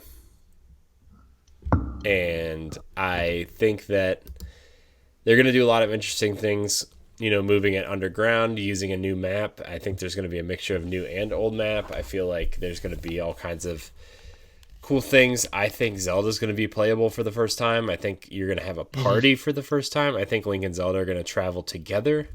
And you better be able to Hold use on. Before you go on, you better be able to use the Wolf Link amiibo. So I can have a before you three. go on, talk about this party. Because you just said that's interesting. I mean, I've talked about it before, where like Link and Zelda are going to travel together. Yeah, but then other people are joining in. I mean, I bet they will. I bet they will explore the multiplayer elements, and I know people aren't going to enjoy that, or they're going to say they're not going to enjoy that. But I feel like, and maybe Nintendo's online infrastructure isn't strong enough, but like I could see a drop in, drop out co-op where like, you're going to someone's main game, right? And Yes. and like you play as the other character during that game, but you don't get to take any of your equipment with you from your game or anything. You just kind of drop in and play as this character if somebody needs help. Kind of similar to like Luigi's Mansion 3, right? Where like it is a single player game, but you can play it co-op and someone can play as Luigi, right? Like I feel like it's going to be something similar to that, right? Where like if you're playing by yourself, you can switch between them, but if you're playing with someone else, you're going to be able to, rely on that person's skill to help you in battles and puzzles and, just getting to places, right? Like I really think, Zelda's going to play a big role in having a like quote unquote party, right? Zelda's going to travel with you. Zelda's going to go with you, and you're going to have to manage her stuff just as well as Link's, right? Mm-hmm. You're going to have to manage her items. You're going to have to manage her weapons. You're going to have to manage her, and maybe it's not going to be as deep as whoever you're playing with, right? Like, I think if you equip Zelda with a sword, like I don't think it's going to break as fast as it would if you were playing as Link, right? Or like a bow Yes. is going to snap as if you're playing with Link, but you're going to have to manage a party.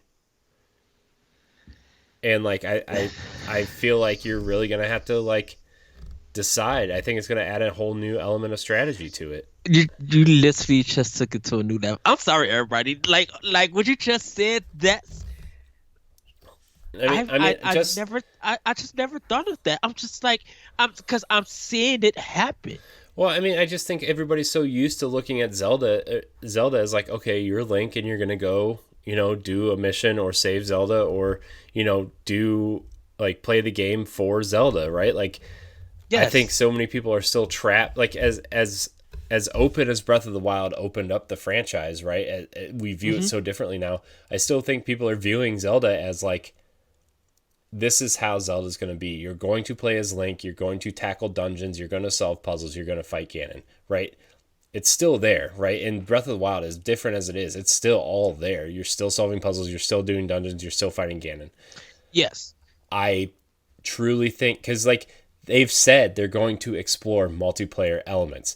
Will you play together? Not necessarily. But you look at a game like Dark Souls, right, where people leave each other messages, people leave tips for each other. You leave things in the world for other people, right? You see that in Death Stranding, right, where like That's what I was about to say. Like Death Stranding. yeah, like I don't think there's going to be a Death Stranding element to it, but you know what I mean. Like Yes. there's a multiplayer element there that doesn't necessarily involve co-op or competitive multiplayer, right? Like Everybody's working together in that world. yeah. And so like I think Nintendo's going to explore multiplayer. I think Zelda will be playable.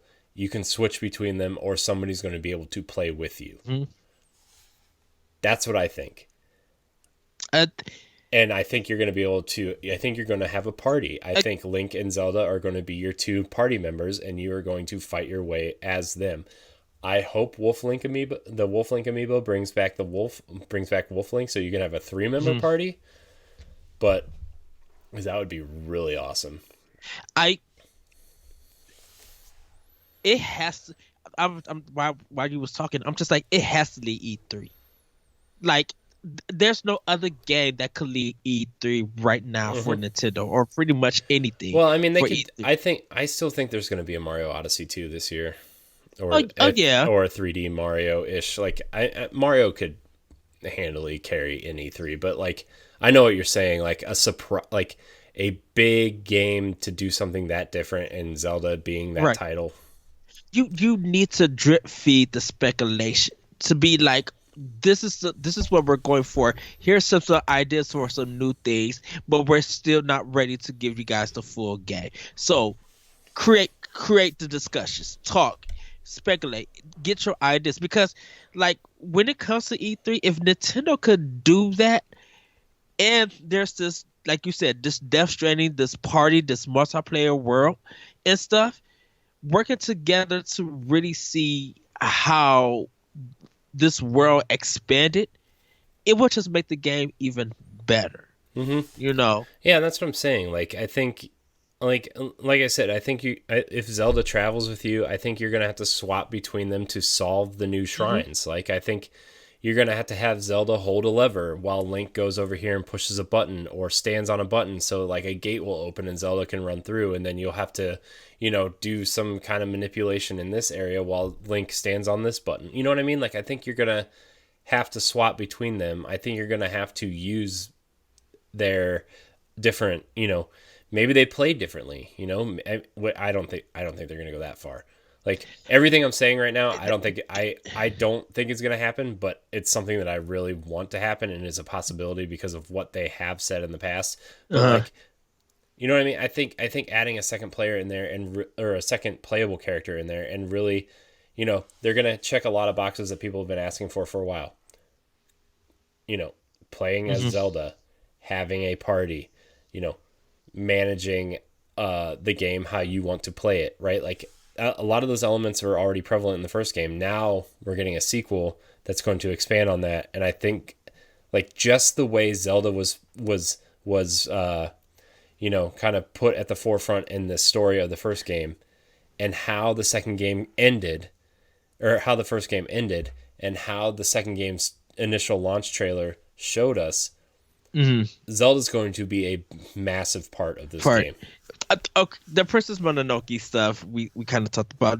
Do you think now, with multiple players, this changed the story? Do they bring the idea of five more Triforces coming into play? Because the original first Zelda was the Triforce was 8 pieces. Mm-hmm.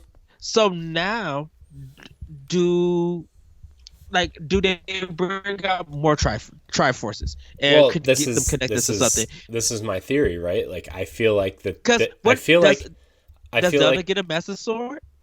I'm telling you, the white sword from the first game is going to be Zelda's Master Sword. I'm telling you. Like I feel like this is going to be the chunk of a story in a 3-act series. Hmm. I think the Breath of the Wild arc is going to be 3 games. I think it's going to be 3 games. And maybe they're not all on Switch, although I would love them all to be on Switch. But like, I really feel like this is going to be their Empire Strikes Back, where like it's going to end on a massive cliffhanger, and I'm you know, I'm it's not ready. I'm not ready for that because I want that now. I agree with you. A 3-part Breath of the Wild series? mhm. Yes. Well, Give me I that. think whatever we do in this game, that Uh-huh. zombified Ganon, right? We haven't seen the real Ganon yet, and I Yes. feel like what like this is going to be a search for more pieces of the Triforce, right? Like you said, the first game has 8 pieces in it, right? Yes. How many did we find in Breath of the Wild? One. I think we just Well, found one, right? And Zelda had it, right? Like I think we just had one, maybe, because right? I believe so. Yeah, I'm not, because of Ocarina of Time, the Triforce is supposed to be Ganon supposed to have one, or Ganondorf's supposed to have one, Zelda's supposed to have one, and Link is supposed to have one. right. Well, maybe what they're doing, like I feel like Breath of the Wild is kind of like a reboot of the series, where like you see elements of the old Yeah. games, but like it's really kind Yes. of like its own thing, and like Uh. maybe they explore awakening the 7 sages again. Maybe they explore, you know, some of these other characters that we've seen in the other games, right? Like but I still think like this second game, I still think this is a 3 game series, where I. like I'm. at the end of the second game, the real Ganon awakens, right? Mhm. And then he's coming back to take over what, fix the mistakes that happened in the first game, right? Where you fight you fight Ganon, but you know what I mean? Like, and after the Yeah. 100 years of, like, in the resurrection chamber, right? Like, I think he's going to try to fix, and that's where the time traveling comes into play in the third game, right? And you're going to see the Ocarina of Time elements play into that, where, like, maybe, I mean, you don't go back as Kid Link, but you jump through time in these different areas. And then, man, I know none of this is going to happen, but this is a really fun discussion to talk about. But, like, you use the time jumping to I'm. fix what, because maybe Ganon figures out how to jump through time, and maybe you have to jump through time to fight him to stop him from taking over those different. Hyrule gets affected by the time. So what? This is a little bit linked to the past. A little bit link between worlds in a sense. But yes, I can see that happening because now with the third game, yes, depending on what happens into, I could see Switch events. Let's go with that name for Switch events. New system, new concept, whatever. Yeah. Breath of the Wild 3 is the leading game right Mm-hmm. there Mm-hmm. to end to end the trilogy. Still could be on Switch if they want to put it on there. Um, it now feels like that has to happen. Yeah. A trilogy now feels like it needs to happen because the history of the Triforce is really important part of the Legend of Zelda series. Mm-hmm. So They kind of took, like, I know people are going to complain that, like, there's the art style stayed the same through 3 games or whatever, right? Like, I know that would be coming, right? But, like, you can have interstitial games. You can make a top-down game in a different art style. You can make a separate story. You can make a separate Zelda game. Like, look at Link's Awakening, right? You can, yes, like, if you're going to do the remake approach, or, re-release approach, like, you're going to get your different art styles with an eventual Wind Waker re-release, an eventual Twilight Princess re-release, right? Like you can get these different art styles in different places, right? You can get a new top-down Zelda. I don't know if it would be like a remake or anything, but like you can get a new top-down Zelda story in a different art style, right? Like you can do different things with the art styles of Zelda while keeping your main focus on the Breath of the Wild series, right? Like I What if? What if this is speculating?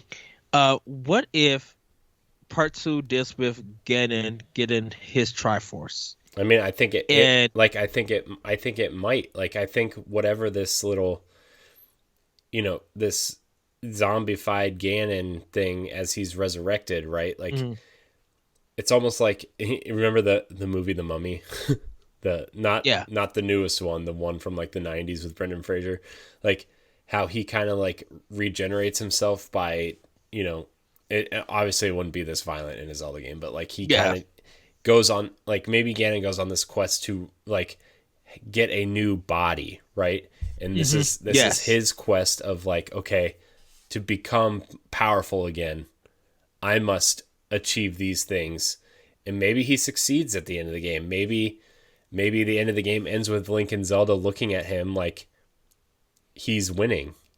And then the third game kind of explores how they kind of like jumping through time. This is where the time elements come in. This is where the sages come in, right? This is where the guardians come back in. What if the White Sword and the Master Sword have to be sacrificed and they get destroyed to stop them? Maybe they do. And now the third game, because the Master Sword and the White Sword is like broken, they can't be fixed or whatever, like they're gone. Or maybe Zelda makes the ultimate sacrifice, right? Like maybe maybe Zelda has to die for Ganon to die, right? Kind of like not to get all super weird or nerdy on it, but like a Matrix situation where like Agent Smith has to kill Neo. I'm sorry, this die. is getting into the Final Fantasy era right here, and I'm for it. Like, I'm just saying, like maybe the third game ends with Zelda like sacrificing herself for Ganon to become mortal, and then Link avenges Zelda's death and kills Ganon or whatever. Like, it's some kind of very one-track note at that point. But like, you know what I mean? Like, I think we're going different places. I'm sorry, everybody, but we're going different places with this because how this affects the multiplayer in the thing, like. All the other characters are helping you, or you guys are helping each other as a party to fulfill this quest, to get ready to fight Ganon. Yeah, I mean, maybe Zelda's sacrifice happens in a cutscene, right? Maybe you guys are fighting Ganon, and she realizes it, and it happens in like you watch this like sprawling 10 or 15 minute cutscene of her sacrificing herself to kill Ganon, right? Like maybe that's how the series ends, right? But like. You do have to, like, Zelda is an important part of both these next two games or whatever. Yes. So, I mean, that's just my thought. And then, like, like, the game always spits you out before you go fight Ganon anyway. So, like, if you have unfinished quests or whatever, you still have Zelda with you because technically you haven't beaten the game. So, I mean, like, I do like in Breath of the Wild, though, when you beat the game, like, when you beat Ganon, it has a little star in your save, right, that you did beat Ganon, but then it's just like, we've spit you out before you fight Ganon, and blah, blah, blah, blah, blah, right? Like, but like that's what I would like to see in the series, but and that's why that speculation at E3 is needed, because we already went to two different things. Like, we kind of got off the question, but that could happen. If they want to do multiplayer, that multiplayer is going to affect this story, and it's going to affect the Zelda franchise. This is open world now. Freedom of choice. Go there. Like, it still could be team, but go there. Really make this now. I want a trilogy of it. Because this multiplayer has enhanced it our speculations have went anywhere, and the story now can be carried over to the third game. Do it. Why not?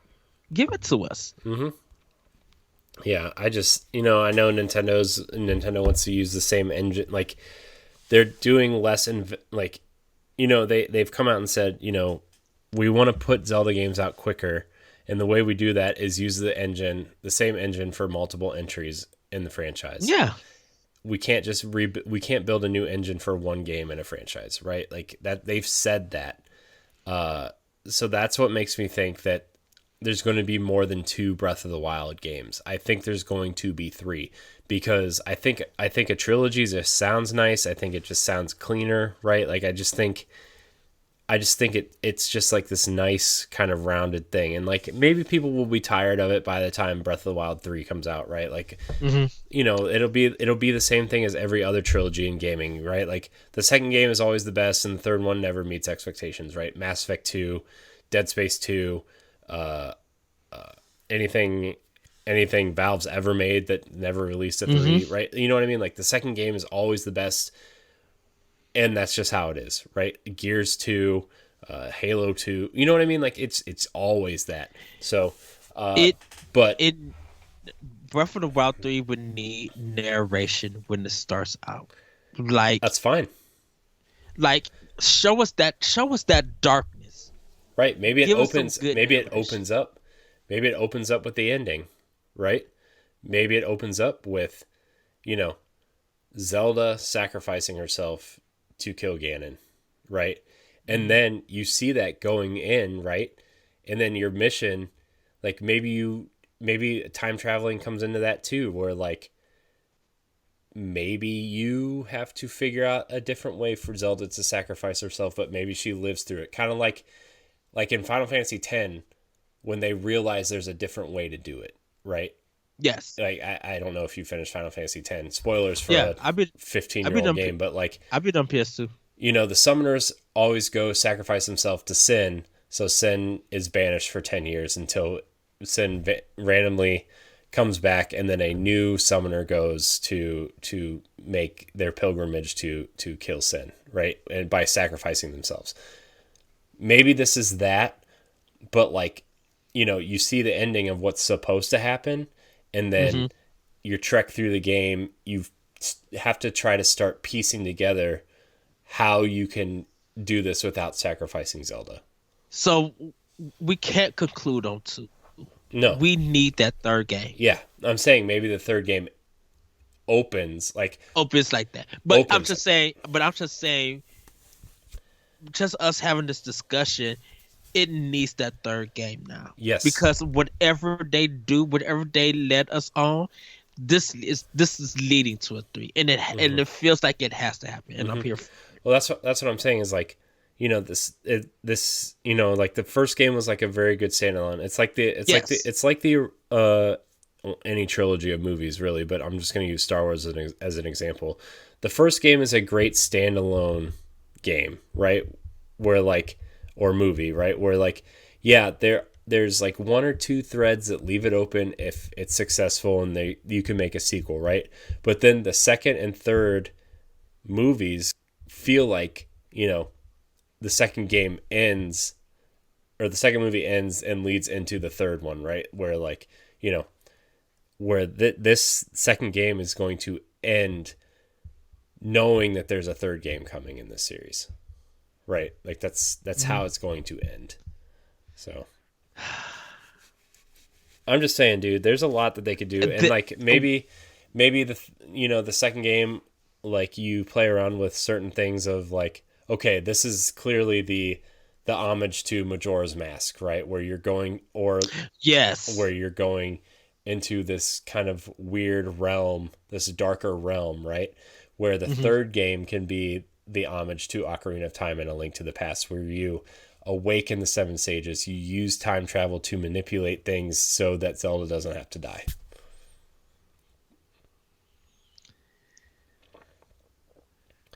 That was a really long Zelda rant. I can't say no more. Like just us having, like I said, just us having this conversation, thinking things, speculating what they could do, what probably won't happen. None of this probably will happen, but I'm now for Breath of the Wild 3. I'm here for a trilogy now, if they go there with that story. Hmm. If because we don't know what two is happening, and I kind of want to rewatch the trailer and just be like, where are you guys going to really go with this? And if you do go with 3, it needs to be a dark intro. It needs narration, and then just show us what you guys have our ideas, and literally improve on it, add whatever you want to add. But I think the story moments in 3 is really going to stand out if it happens. Hmm. Yeah. So, and maybe the narrator is the old man from the first game, Oh yes. which I don't want to spoil anything for anybody who hasn't played it, but he's the old man is actually like a character in the game. So, but yeah, maybe the narrator is the old man from the first game.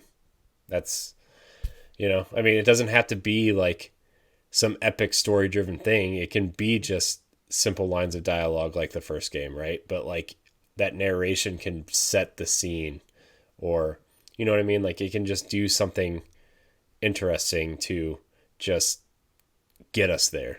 So, but yeah, Yes. Breath of the Wild 2, I'm really looking forward to that. Yes. And yeah, And because maybe I was because I was maybe because I was thinking of the machines that's in the first one that you mhm, fight. mhm, I think they come and play a role yeah. about defeating Ganon Mhm. in 3. Yeah. Yeah, so Okay, we got to move on, dude. I mean yeah, probably should. But I do think the second game is going to do really interesting things. I I do think Zelda's going to play a bigger part in this than she did in the first game. I And say I say let's keep this all in mind. Let's table it. See whatever we see the next time they do a Zelda thing. We'll try to revisit this, mhm, and let's do expansion, not pass. expansion pack. Expansion pack. Let's do an expansion pack on this, Yeah. because this is a good deep dive Yeah. right here. Yeah, I mean I couldn't agree more. I think the way that Zelda's theoretically the Zelda series is going is fascinating.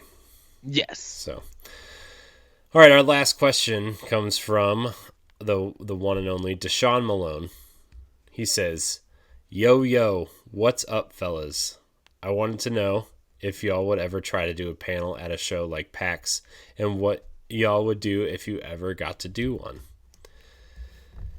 I mean, I think if we ever did a panel, like I would like to. I've been actually researching to see what it would take to do something like that. Hmm. And maybe not at like a PAX, obviously, because we're not nearly big enough, but like at a smaller con. Like I know OhioCon happens every summer here. It's either in Cleveland or Columbus or Akron. It's like one of those three places. They alternate, and I think those are relatively simple to get into. I have been looking into that, but I don't know. Do like a mixture of like a lot of a live podcast and like having people ask us questions live. Like I feel like that'd be a pretty decent thing to do. Maybe do a little bit of a giveaway type thing Hmm. during it. So I don't know. What do you think, Ed? Um, I would kind of like to do like a PAX Comic Con Midwest Classic Gaming. Um, and of course we'll have. I think we'll probably it'll be like a Boss Rush podcast collective. So it's like Power Block, uh, Arsenal X, Boss Rush itself. Oh yeah, it wouldn't be just like a Nintendo Power Block Yeah, thing. It would really be like everything. yeah. Hopefully, maybe a PlayStation one. I don't know. Um, I think, of course, we would get you know people who want to come see us and ask us questions. That would be good. But I think we will. I would like to have a discussion. Um, with like with people who come in line and ask us questions, or just us for having a discussion. I kind of would like to have to talk about, you know, um, why video games make us feel a certain way, why we express uh, our opinions that we express about a video game, and really kind of deep dive like how video games just affect us mentally and physically, like why we get excited. And I would like to hear the community to be like, when you guys play a game, whether it makes you sad or you feel like you don't care, what is it that makes you do that? You know, I would like to have a discussion on that, and we could of course talk about news and stuff like that, and like I said, answer questions. But I would like to hear uh, what video games do for others. So when they're hearing our podcast and hearing us speak, and if our opinions and stuff don't match, it might be because there's a game, a franchise, a developer, a publisher, or whatever that you feel wholehearted about that we may not feel about. We could understand from the community, hearing like literally seeing them and hearing them, and like and hearing their valid reasons and everything. I would like to do that, you know. Yeah. Yeah, I mean, there's a lot of cool ideas. I think you know, someday we will do one, but we'll see. So, also, I would love for them to come and sound like they're. I would love for the if we'd have one like they come up with their question and they act like they're on, like they host a podcast or something. Yeah. You know, yeah, come up with a crazy podcast thing and be like, oh, that's cool. I like that. Yeah. You know, let them be wacky. Yeah. You know, I'm thinking about the Zelda now. I know. Dude, I could literally talk about that for like another hour. To be honest. Like I do maybe after the next direct, depending on what's happening with the next direct, right? Like I think maybe we do that. Maybe we go that route. Maybe we just talk about it. So, but anyways, I'm gonna wrap this show. We've been going for over 2 hours almost. Yeah, over 2 hours. So, we're gonna wrap it up. I want to thank everybody for watching. Remember, you can download Nintendo Power Block every Saturday morning at 7 a.m. Eastern Time. Although you might be hearing this on Thursday, because I do want to move Power Block to Thursdays. So Ed and I are going to have that discussion. But anyways, you can check out all of our content on bossrushgames.com and youtube.com/bossrushgames. I always forget to plug the YouTube channel. But you can subscribe to all of our shows at bossrushgames.com/subscribe. Join us on social media. Follow us on Twitter and Instagram. All those places. You know it. You love it. Just look for our sweet logo. It's boss_rush_games on Twitter and Boss Rush Games on Instagram. Follow us on Mixer and Twitch at Boss Rush Games Live. That is Boss Rush Games Live. Really enjoy your feedback. Please rate and review our show. I need to start doing that at the top of the show. Remind everybody to rate and review us on Apple Podcasts and Spotify if you are listening to us there. It really helps with discoverability. I would really, really appreciate it if you did that for us. So, what else am I missing? I think that's it. In the next week or two, we're going to announce a giveaway. So, I'm not 100% sure what it's going to be yet. So, but we are going to have something because you guys are pushing us towards episode 200, which is very exciting for us doing the show for almost 5 years. It's been I'm very excited that we're going to hit that milestone. It's been a really fun 5 years of this show, and I think we're going to do something special for 200. So, yes. But anyways, Ed, where can we find you? You guys can find me on Twitter at ThatBretcherCoat, and check out Option Opinion on SoundCloud and other podcast apps. And you can check out Boss Rush Podcast and hit them hard. We'll be making the return soon. I'm getting some episodes ready for that. And I'll hopefully I'll have some writings up that you guys can check Nice. on bossrushgames.com. You can follow me at CoreyNHD713 on Twitter and CoreyNHD on Mixer and Instagram. You can also find me on various content on bossrushgames.com. I really just want to say thanks for listening and just, subscribe, share, review, rate, all that stuff. And thank you guys so much for watching. And until next week, we love you. Bye, everybody. Woo-hoo!